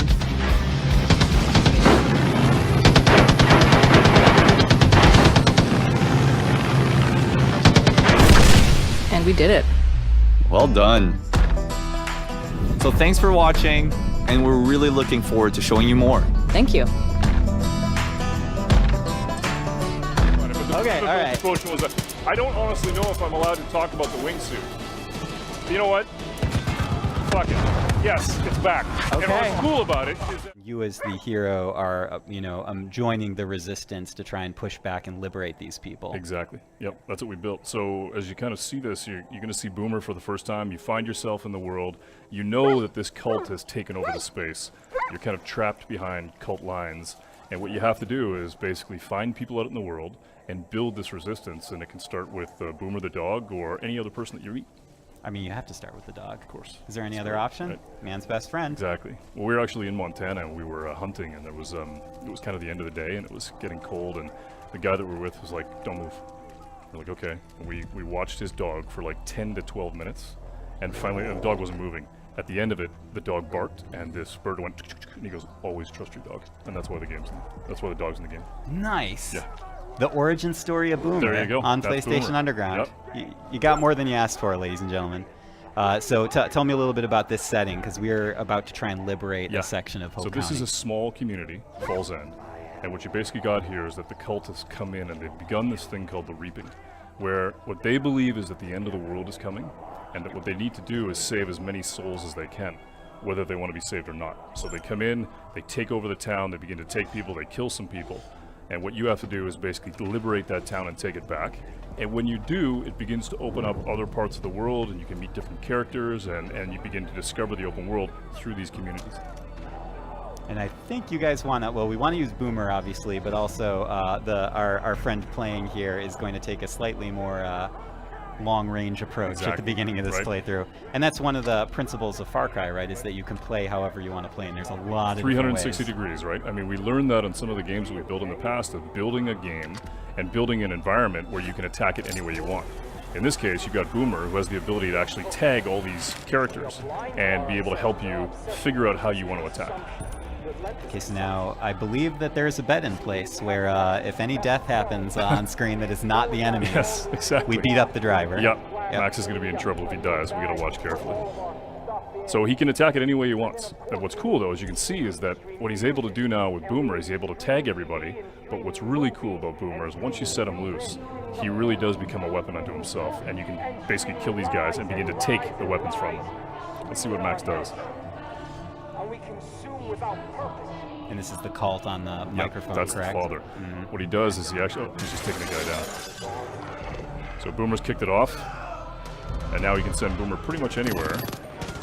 I think the stealth section is over now. It's over. Boomer We've moved into the new chapter. Yeah. I like that the dog kind of decided when it was time for things to get. Always trust your dog. And there's some gun emplacements here to make matters more fun. Yeah. So Max is he's gonna tear it up. And you can see civilians are actually getting out. I mean, you rescued a couple people just by being able to push back on the cult. They're gonna get in vehicles, they're gonna act like normal people, they're gonna get the hell out of there. And then Boomer's gonna step in. Now reinforcements have showed up. So now you got to think about, all right, how do I spin that plate a little differently? How do I get it so all those guys that showed up in that cult vehicle, maybe you can send Boomer in and basically try and take some of those guys out? If you had pulled your parachute in that very short jump, would anything bad happen? Okay, maybe we'll try it next time. Oh, jeez. Perfect. Except for all the smoke. Yeah. We can't see. Go, Boomer! Take him down. Good old reliable Boomer. Yep. It seems like if you name your dog Boomer, you're kind of setting the animal up for a certain type of life. Exactly. Right? A life of action and mayhem. Oh, nice hit. Which I would not wish upon any real animal. Right. I just want to put that on the record. So there you go. Liberated. Yep. Basically so took over the simple. town. Yeah, it was super cool. Just because we had Boomer, though. Anyone else, I don't know if it would have gone as smoothly. Wow, Boomer's super cool. I mean, we really wanted to be able to make it so that we had that experience that we had in Montana of you have a dog, it's your pet, you trust it, and it's a weapon. It's super cool. And do you gain any access to something once you liberate this area? For sure. Another foothold here in the community? Yeah, so this is a community. We actually built communities in the world so that what you do is you meet real people like Mary May, Pastor Jerome, Nick, and when you meet these sort of community leaders, they're going to tell you about things that are happening out in the world, and that helps you basically follow your nose out into the world and do what you want to do. Awesome. Jen, this looks amazing. Cool. I love seeing it. Far Cry 5 coming to PS4 next year in February. Exactly. Thank you so much for joining us. Right on. Thanks, man. And Appreciate this was PlayStation Underground. Ladies and gentlemen, we will see you next time. A little bit about why Montana. Well, take a look at it. I mean, it's beautiful. We actually went there and we just kind of discovered it and fell in love with it. The thing is that for us, we know that Far Cry has typically been about putting you on a plane 6,000 miles away and giving you somewhere exotic. But we said, what if we could do that kind of at home? What if we could let you explore the things that you already know and make that feel a little bit twisted and interesting? How do you do it? And in this case, what you're seeing is the cult, which we built, has actually taken over this small town of Falls End. You're looking at it, getting a sense of what you got to do. And what we wanted to do is give you the tools, the weapons, and the people to be able to build this resistance and then fight back. Awesome. So I actually have community questions, Sid. Can you believe it? Dan, get ready. All right, I'm ready. You already know what these are. Oversoul Gaming wanted to know, this is the first Far Cry game I'm really interested in. Will it be newcomer friendly? Is it more focused on action or stealth? It's a great question. I think that from the standpoint of it being newcomer friendly, for sure, right?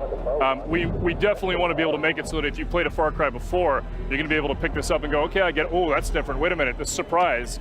But if you've never played a Far Cry before, it's a great opportunity for you to pick it up and to be able to experience it for the first time, because we're building a story that you author, right? Gone are the days of the linear story. What we want to be able to make it is that you can go in any direction, meet any character, and be able to imbibe in the action bubbles that you want to do. So for sure, it's completely friendly. Good. Well, he asked a good question then. That's great. Go ahead. What's your next one? Philippe wants to know, is the wingsuit back? Missed it a lot in Primal. Uh-oh. I don't even know if I'm allowed to do Primal. Wait, you're just like sew together a bunch of fur skins for like just It's not like we didn't talk about it, but the okay, all right. explosion was I don't honestly know if I'm allowed to talk about the wingsuit. You know what? Fuck it. Yes, it's back. Okay. And what's cool about it is that we didn't just put in the wingsuit. We actually built a character that's this legendary stuntman that's from Montana, our character. Awesome. And when you do a lot of this stuff with the wingsuit and other things that you do that are stunts in the world, you're actually paying homage to him, and you can unlock stuff based off of his personality from like the 1960s and the 1970s. That was a PlayStation Live for me. There you go. Heard it here first. There you go. I'm sure Dan's colleagues are just over the moon. Exclusive. And you know, I know we're already, you know, a little bit through the demo here, Dan, but we didn't really talk about the father and the cult yet. Right. But that's obviously a huge point in Far Cry 5. It's sort of the antagonist of the series. Yeah, I think, you know, people know that we've worked really hard, and when you think about it from the standpoint of Far Cry 3 and Bob, started to cobble together this idea of the father. And then we started to think about, okay, who do we get to play this? And we got a lot of interesting options in terms of casting, and then we found a guy by the name of Greg Brick, who is unbelievable. And this guy is spooky. He's a fantastic actor. He came in, he's playing our father, and the thing about him is that when you meet him, he was the one actor that I met that I actually believed he could bring me into a cult. And that was all the difference. Plus, he doesn't blink, and it's really spooky. Like at all? At all. It's weird, yeah. That's another exclusive. Yeah. Wait, really though? Does he have like eye drops that he's No. He's just in? intense. He's really, he's really good at his craft, and he's intense. And when he brings the father, he brings it all. That's amazing. And you know, Dan, this is amazing because compared to the footage we were just seeing, our driver here is already, it's so much different from what we were seeing before. Different game. Different pathways through, different encounters. That's what we wanted, and it wasn't just in terms of a single area. I mean, we want that for all the regions in the game. That you're going to meet different communities, you're going to have different guns for hire, different opportunities, that you can attack it. I mean, Far Cry has been about freedom, opportunity, and surprise, and that's what we bring.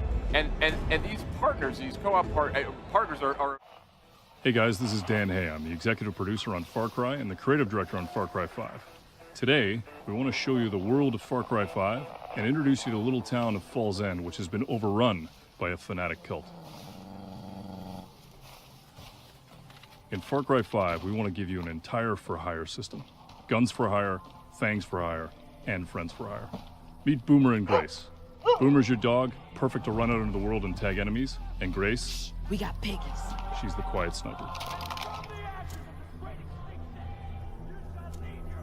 The cult at Eden's Gate has basically taken over all of Falls End. And you and your guns for hire have to take it back. Where do you want me? We're going to send Grace, our sharpshooter, to the water tower to get ourselves some cover fire. Got it.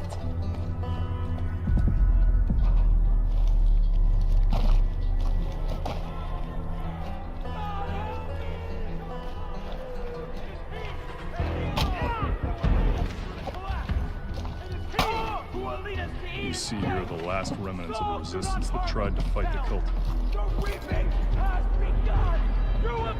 I'm in position. Out there in the bushes is Boomer. He's ready to go. And up above, Nick. Perfect death from above. Now, it's time to call on Grace to do what she does. Boom, boom, motherfuckers. Boom, boom, boom, boom. Bang, bang, bang, bang. Boom, boom, boom, boom. Behind you. Bang, bang, bang, bang. Gonna need more help. I love the way you walk, and I love the way you talk. When you walk that walk. Boom, boom, boom, boom. Gonna shoot you right down. Over your feet.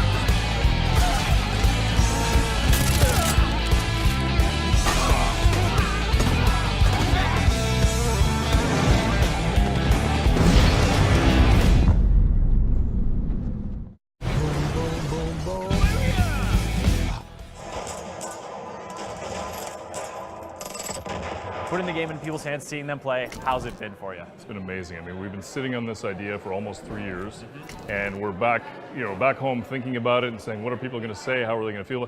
What's going to happen when they actually take the controller and they get to use guns for hire? They get to go out into Hope, Montana. They get to experience all the stuff that we want to be able to put into the Anecdote Factory. And it's awesome to see. It's very cool. I played it myself, and the demo starts with a choice of 3 of the guns for hire you can have. Talk us through each one. So you've got 3 right from the beginning, and we've got Nick, and Nick is kind of like this death from above guns for hire, right? He's a crop duster by trade. He's got this plane that he's outfitted with the ability to strafe and to be able to drop bombs, and he's just a hell of a lot of fun to play with. Or you can choose Grace, and Grace is super tough, super accurate with the sniper rifle. She's great sort of from up above in the water tower. She's super quiet, so if you want to play stealth, that's how you do it. But once she unleashes, she brings the thunder. It's all kinds of trouble. And then finally you got Boomer, which is a fan favorite. Everybody's loving Boomer. It's your dog, your pet, your best friend. And what's cool about Boomer is if you want to be able to go out and play maybe with a little bit more of intention of being stealthy, you can go and actually mark everybody and then choose which one you want Boomer to take. And there are definitely moments where I sort of was like, all right, there's 2 guys coming from around this truck. Boomer, you go there, I'll go here. Yeah. Boom. Yep, it works. I mean, that's the thing that we wanted. And the guns for hire are there for you to use the way you want and kind of attack the whole game from 360 degrees. Did you get in the Widowmaker?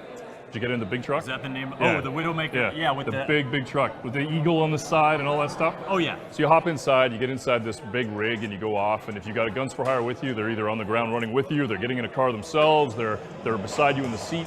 And as you go out into the world, what we wanted was the feeling that the cult was putting pressure on the world, that you could see it, that there's going to be moments of cult interactions out in the world, and you can basically take that. If you want to go off-road, you can.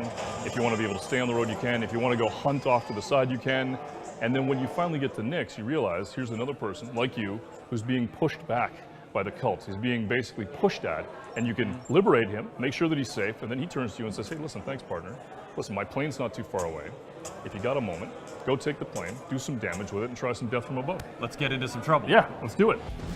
If you do enough damage, if you push too hard, they call down the Chosen. And the Chosen are going to show up. They're going to be tough. They're going to be very tough to beat. They're going to give you a real challenge. And they're going to force you or push you or encourage you to try and play the game a different way.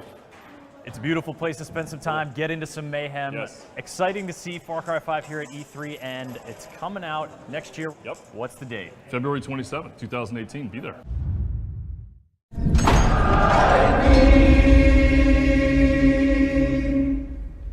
I once was lost, but now I'm found.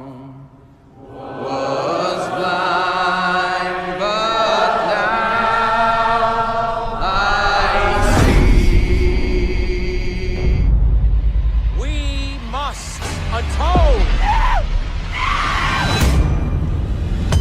Something is coming. You can feel it, can't you? You can feel that we are creeping towards the edge. I know that you are out there. And I know that you are in pain. But my children, I'm here to tell you that suffering is a choice, and you can choose a better path. We want you, we accept you, and we will take you, willingly or not. And some of you may fight, but in the end, you will thank us. I am your father, and you are my children.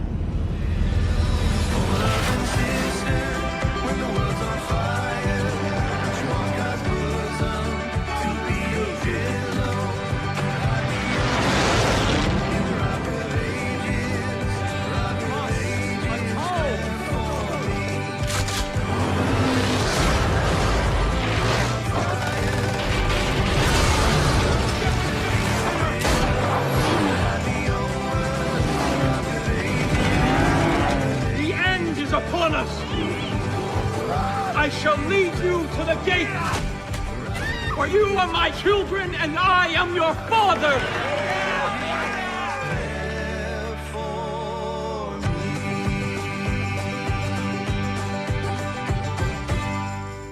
PlayStation, the best place to play.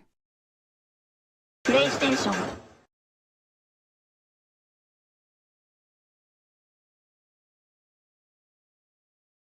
If you had pulled your parachute in that very short jump, would anything bad happen? Okay. Maybe we'll try it next time. Oh, jeez. Game in Montana, in the fictional county of Hope County, where a fanatical doomsday cult called the Project at Eden's Gate has overrun everything. They've kidnapped people. They've stolen all the land. The father, Joseph Seed, the leader of the cult, believes that the end of the world is coming, and so he's preparing his family for that inevitable collapse. Now, it looks pretty peaceful right now. It is. Well, we're in Falls End, which is one of the communities, one of the towns in the game. It's just been liberated by Alex, who's playing the game. Shout out to Alex, everybody. Yeah. In the Twitch chat, I want to see you throwing up the claps. Alex is over there. If he dies, give him the thumbs down. Yeah, when we decided, we want to bring Far Cry to America, it's, there needs to be some level of believability. It needs to feel like the world is lived in. We're walking around the house here sort of showing a typical Americana. There's not a lot of people in the town right now because, like I said, they're all been kidnapped. And so it's up to the player. That will bring down population. Yeah, it's up to the player to sort of bring the communities back, build a resistance, build an army to fight against the cult. Was it a tough decision for you guys to come to America? I don't think so. It's something that the team has really been wanting to do for a while. The question really was, what's a space that feels Far Cry-ish? Right. We've been to Kyrat, we've been to the islands in Far Cry 3. We've gone back in time. Yes, we have gone back in time to Primal. But I think trying to find a space that felt dangerous, a little bit unexplored. Sure. A place that just feels like a wilderness, like a frontier. That really is Montana. We sent a team up there to sort of do a little investigation, do some recon, and immediately they fell in love with it. They said, the people, the landscape, everything sort of feels very remote and Far Cry-ish. And then it became, okay, well, what's a cool villain that could sort of... Well, that's what's fascinating for me, being a Far Cry fan, right, is the fact that I'm a fan of America as well. And I wanted you guys to do something here, but Far Cry doesn't work in Chicago. Yeah. What are you going to skin in Chicago to make a wall in? It doesn't, rats? That's about all we got. Not a lot of bears, not a lot of wolves around Chicago. But the rats are pretty big in Chicago. Exactly, I know. Shout out to Boomer, there he is. There he is, good boy. I have a little plush of him right here. You don't see it yet, but I'm petting it. There it is, At least run up like this, that's had so many characters already identifiable, right? Yeah. I think Far Cry in the past obviously has been it's been known for its villains, right? Voss, Pagan Min, like it's very much been about you versus the villain. This time around, we wanted to bring the community into the fold, bring your friends, your allies, the people who are going to fight with you against this cult. How can we showcase them? Building people like Mary May, who owns the Spread Eagle, that will walk. Has she thought about changing the name? Well, because it's a great name, but it does. There's a connotation to it that I don't. But the thing is, it's that sort of, the bar was named by her father, who wasn't maybe the most PC guy, a little bit, maybe a bit of a misogynist, a bit of an asshole. But the thing is, you talk to Mary in the game, you get a bit more of her backstory, and I think for her, she's like, I hate the name of this bar, I think it's stupid. Nice. But at the same time, it's part of my dad, so that conflict of if I change the name, am I sort of getting rid of something? Yeah, exactly. It's, people are complicated, people are complex. And so that's her. Wait, who's Casey Segal? Casey Segal is the cook of the Spread Eagle. You guys are the worst. So if Nick Scarpino was watching this, he'd be I'm just the cook. Casey, lowly cook. Casey will give you some recipes. He'll send you on some hunting missions. And he'll also drop some wisdom bombs. Does he talk? Does he do the I'm just the cook? The lowly cook line? He's just a cook. All right, but does he say it? I want him to say it at some point in this video. Don't ruin the whole thing. I gotta buy it when it comes out next. Doesn't matter if he says it, he's got the hair. So, Mary's role is giving out quests, keeping you ingrained. But she's one of your partners too, yes? She's one of the members of the community. She's one of the community leaders. So, the people that you meet in the game, they're all a member of the Resistance, right? They're all sort of trying to fight back against the cult. Mary, Pastor Jerome, they're sort of sending you out on quests to say, hey, people have been kidnapped, or we need these convoys taken down, or I need a truck my dad's truck taken back. Then there's guns for hire that you'll meet as you explore the world. People like Grace Armstrong or Nick Rye, who showed off in So what's the difference between Resistance and Guns for Hire? The Guns for Hire are part of the Resistance, but the thing is, the Guns for Hire, they're going to be your persistent buddies throughout the world. Okay. So Mary and Jerome are always going to stick around Falls End. Drew, you shut up now. Look who it is. It's Jerome Jeffries, everybody. Yeah, round of applause. baby. Martin Roach making his debut here. Yeah, baby. Wrath, fury, vengeance, we saw it all. That's you. But You a did hawk that. is compassionate too. That's a beautiful voice. I can't tell if Pastor Jerome would have made me go to church more or made me go to church less. If his If he church greeted me looked with like the this, shotgun though. at the door. Well, see, he's not about making you go to church. He's just making you think about it. Okay, that's all he wants to do. Spiritual thing, shall we say. Where do we find Pastor right now? Where do you find right now? This is his church. Yeah. This is his place. But unfortunately, as you can see, it's been devastated. Yeah. This place has been looted, desecrated. Everybody's been kidnapped. So now he's at the place where he's fighting back. Okay. He didn't want to be here. This was the fight that was brought to him. How far do you go to get into that headspace, Martin? I mean, like, is the backstory? What is the backstory for the pastor? I fight that every day. Oh God. No.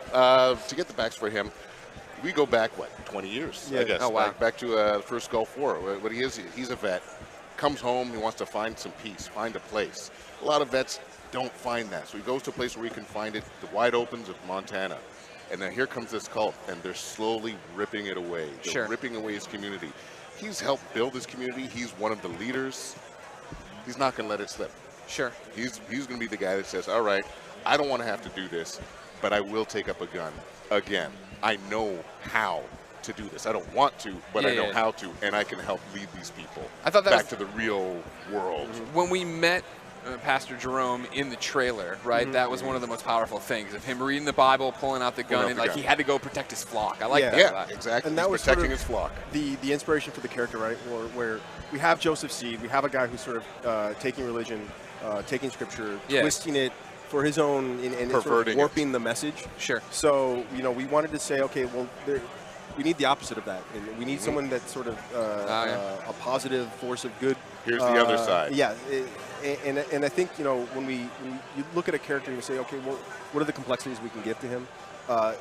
Having a man of God who, because of how far he's been pushed, says, you know what, I'm willing to sacrifice my own soul to save the people that I've been trying to look out for. Absolutely. To run back to the demons you ran away from is pretty cool. Exactly. That's cool. Is that fun to play? It's incredibly fun to play. Yeah. Because you got to dig. You got to dig sometimes. Sometimes I say something, and I just hear Drew on the other line go, okay, that's good, but I need to believe it more. I need a little more. So dig a little deeper. Alex is fixated on this truck, and I have to say my eyes are drawn to it as well. The Widowmaker. The Widowmaker. Oh, now, I like the bobblehead. A little bobblehead. Nice. I like the skirt that he's wearing. Of course, bringing new vehicles into Far Cry 5, big part of it. It's America, right? We want big monster trucks.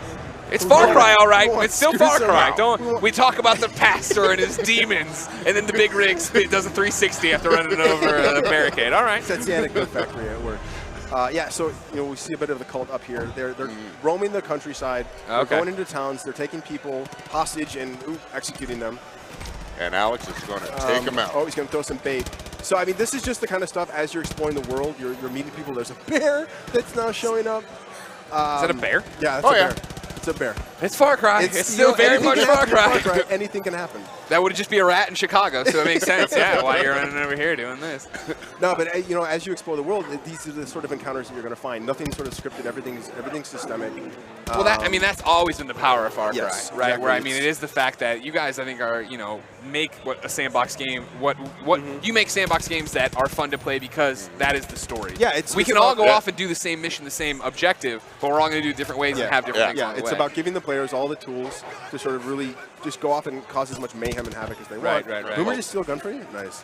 Dang right he did. That's what Boomer's all about. Gives everybody the freedom. But yeah, so the world, we wanted to focus on a more non-linear approach with the story this time. So we had talked to Mary May earlier, who had mentioned that Nick Rye, who lives down the road, was having some trouble with the cult. Maybe you want to go check on him. We're not guiding the player this time around in terms of you've got to do this mission, then this mission. So the objectives are just like in any order you want? Yeah, and the thing is, like with Fall's End, this could be one of the first places that you go to in the game. It could be one of the very last. Gotcha. After the opening of the game, you're sort of dropped in the middle of the map, and you're just okay, just go. Go where meet you people, want. Go explore. Yeah, go figure out, build your resistance the way that you want to take down Joseph Seed in the cult. Interesting. So that there's no real way to be like, how far into the game are you right now? Yeah, you can tackle this in any order. Interesting. So yeah, Nick's having a bit of a trouble at his airfield. The cult has come in here. Nick's wife is pregnant with a child. Okay. She's Nick was the guy with the crop duster from the trailer, exactly, right? exactly. So he's got a plane. He's trying to figure out a way to get his family to safety, right?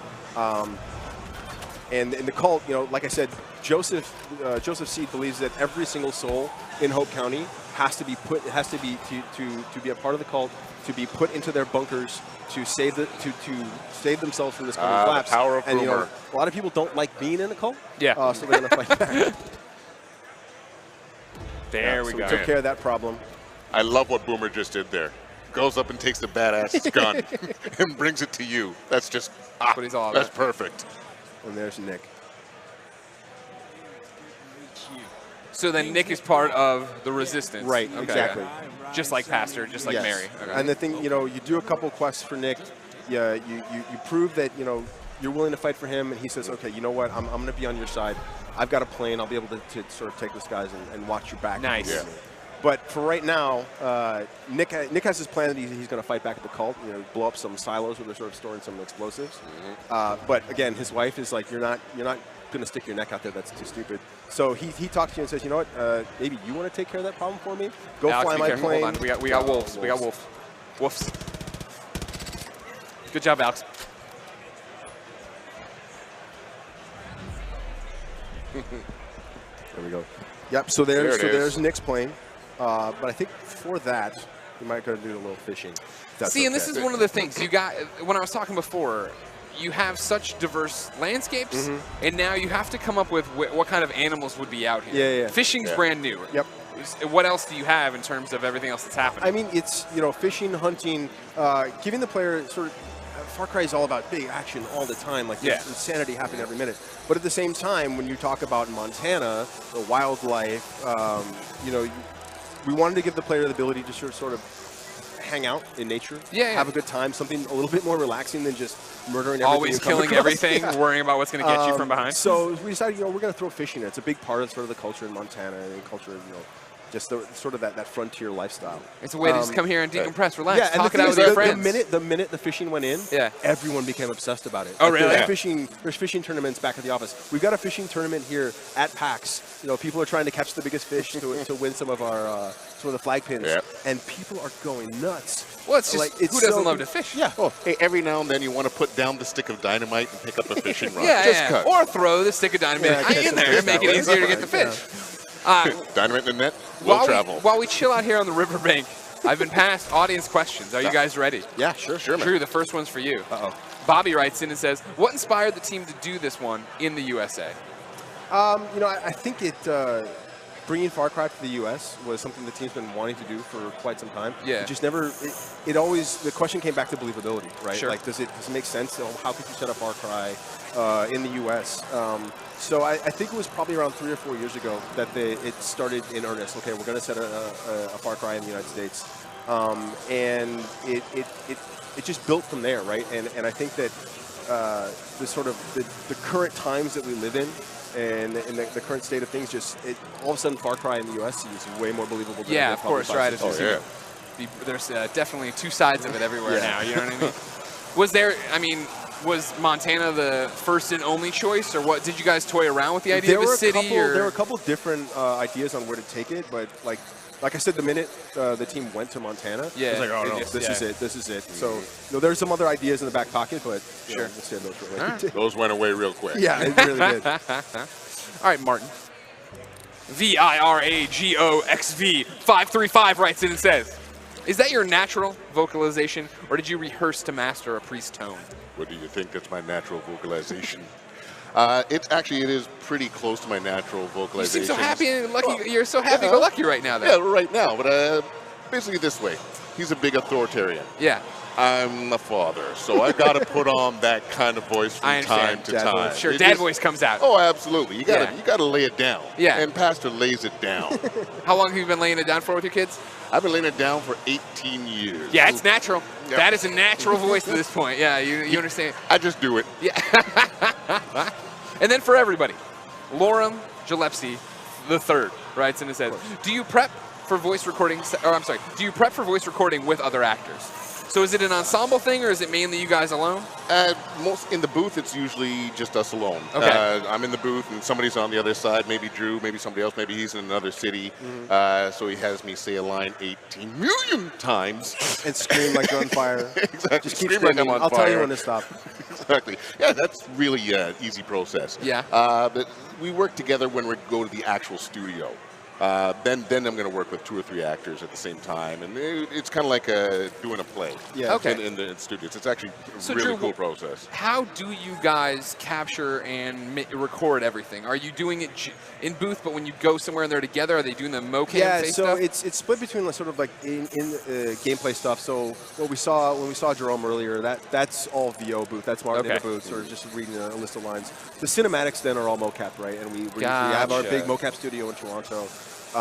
Where we suit everyone up in the mocap suits, the little balls, and put a giant Vice headset on them and shine. Really easy to act in, isn't it? And then say act natural. Very natural. You don't notice it.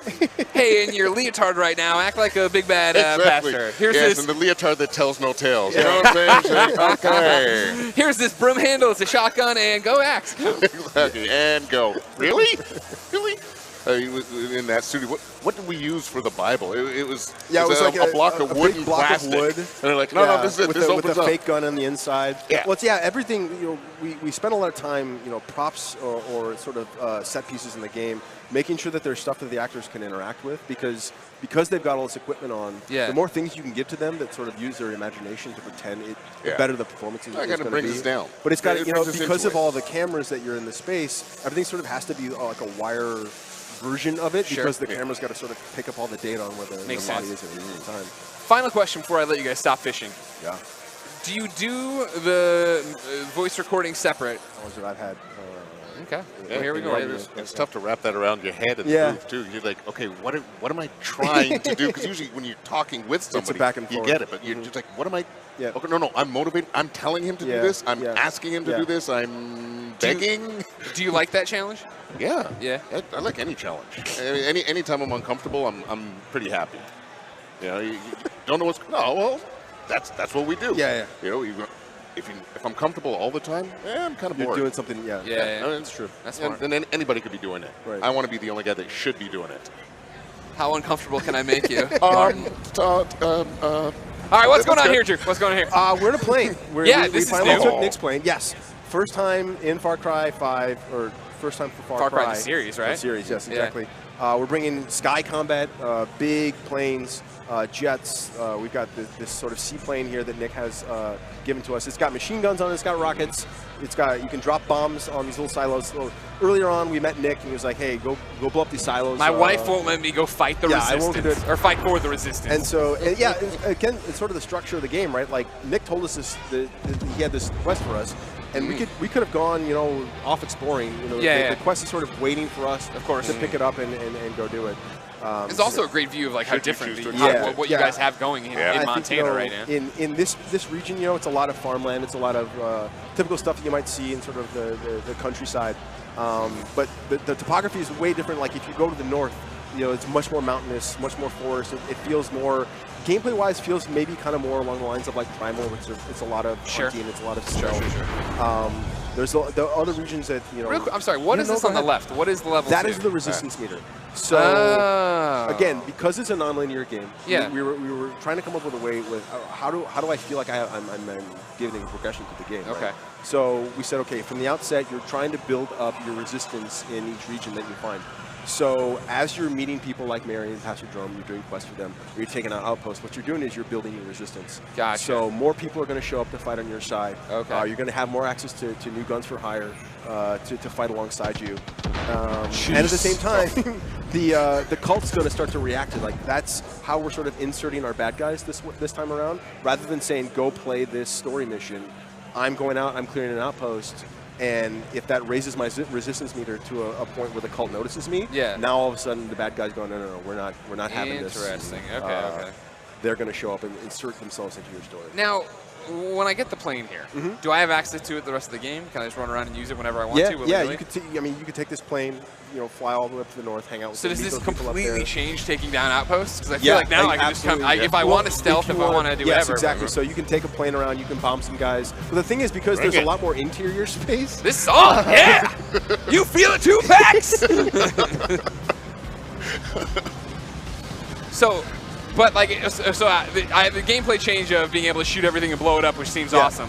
But does the fact that water is a bigger part of it, that trees are a bigger part of it, is there more to it in that respect in terms of how to use the topography? Yeah, when you get up to the north, where it's much more mountainous, much more forest, you're going to have a bit more harder time navigating with the plane, right? And trying to, all those guys are sort of, hiding out on the bottom of the ground. You're going to have to get on the ground, go a little more hand to hand.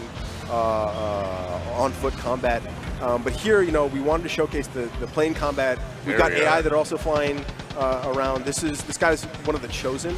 Okay, he's got the elite soldiers of the cult. They've been trained to defend the cult. These are the red coats. There's levels to the cult. Yeah, the people I meet on the street aren't the chosen. This guy's super soldier. So there's cult followers that you'll find. Gotcha. But at the same time, there's chosen. There's special elite guys. As you progress through the game, as you build your resistance, the chosen are going to start showing up more and more, and they're much tougher, much more accurate. They've got a lot more tools at disposal to take you down. And now you put them down on the baseball field. Gamescom demo. This is PAX. This game sucks. That's it. It doesn't even respect where it's at. I can't believe it. Oh my god. There we go. But that's how you take out the chosen. Nice job. Good job, Alex. We're very proud of you.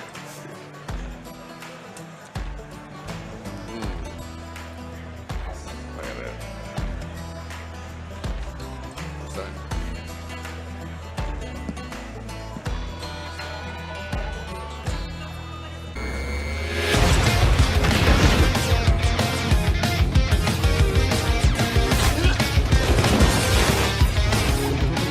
Far Cry Arcade is a feature inside Far Cry 5. It's free for all of our players. It's really our platform where all of our players can build Far Cry bite-sized experiences and then share them with the community and let everyone play and experience the great user-generated content.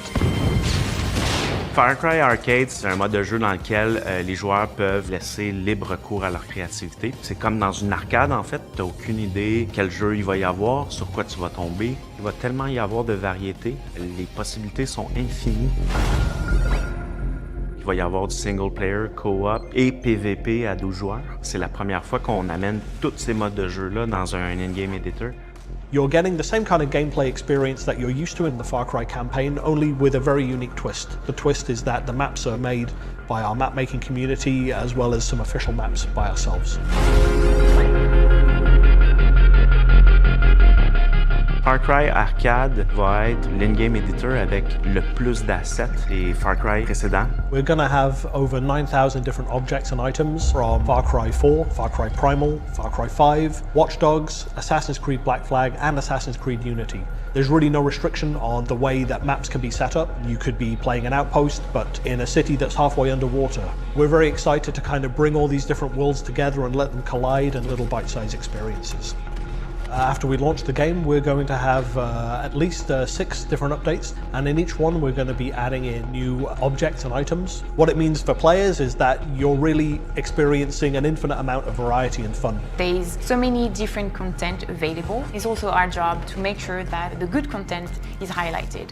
That's why we have this game-to-web platform where it will be easier to curate content. You're able to follow other map makers, you're able to favorite some maps. You can make kind of a playlist, basically. By playing Far Cry Arcade, you can gain money and you can earn perk points, and then you can take those back into the campaign and spend them in the shops and buy the perks that you want to. We have some very cool DLC coming to Far Cry 5, and basically every time there is a new DLC, there is also a pack of assets from the DLC that will be available for map builders, and for the players that are gonna just play the maps, it's also adding more possibilities of discovering new content, of having more fun. We are of course going to continue to make more official maps ourselves, and we're going to be running events every Friday night where we kind of rally the community together to come back and to keep playing. Nous, on fait des jeux avec des règles prédéfinies. Lorsque tu envoies un produit comme l'arcade en ligne, les gens ont plus de règles. Il font ce qu'ils veulent, et puis c'est ça qui est merveilleux.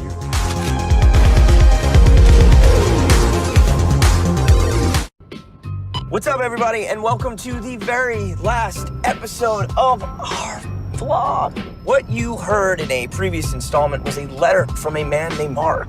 Now, Mark, he comes from Hope County, Montana. That's where we are right now. But he is accusing a group called Eden's Gate of taking control of his town and taking people against their will. Doesn't sound legal. Are you guys ready? Mm-hmm. Yeah, let's do this.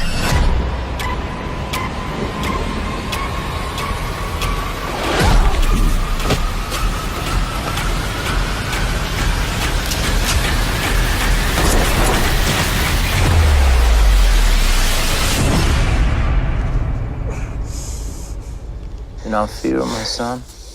You will be cleansed of your sins.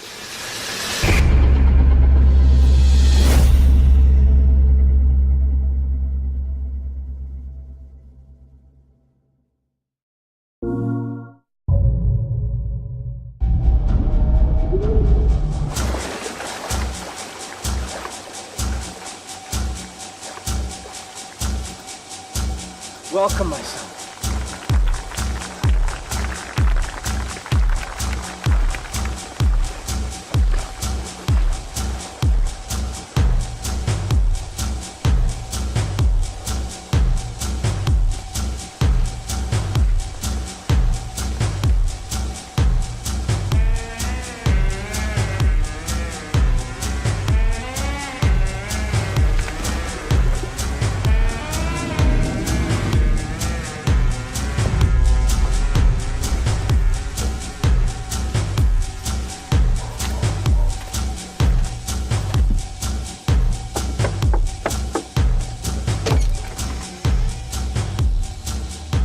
Can I help you, son?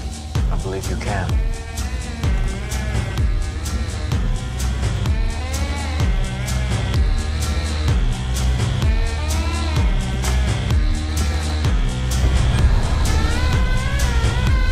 Looking for the truth? Well, let me tell you, I know where the truth lies. I know where you can find the answers to your questions. Right here in your faith in God. And He, I promise you, will guide you out of the darkness into the light, and you will know that you are chosen by God. If you just bring God into your heart, into your life, into your soul. Can I get an amen?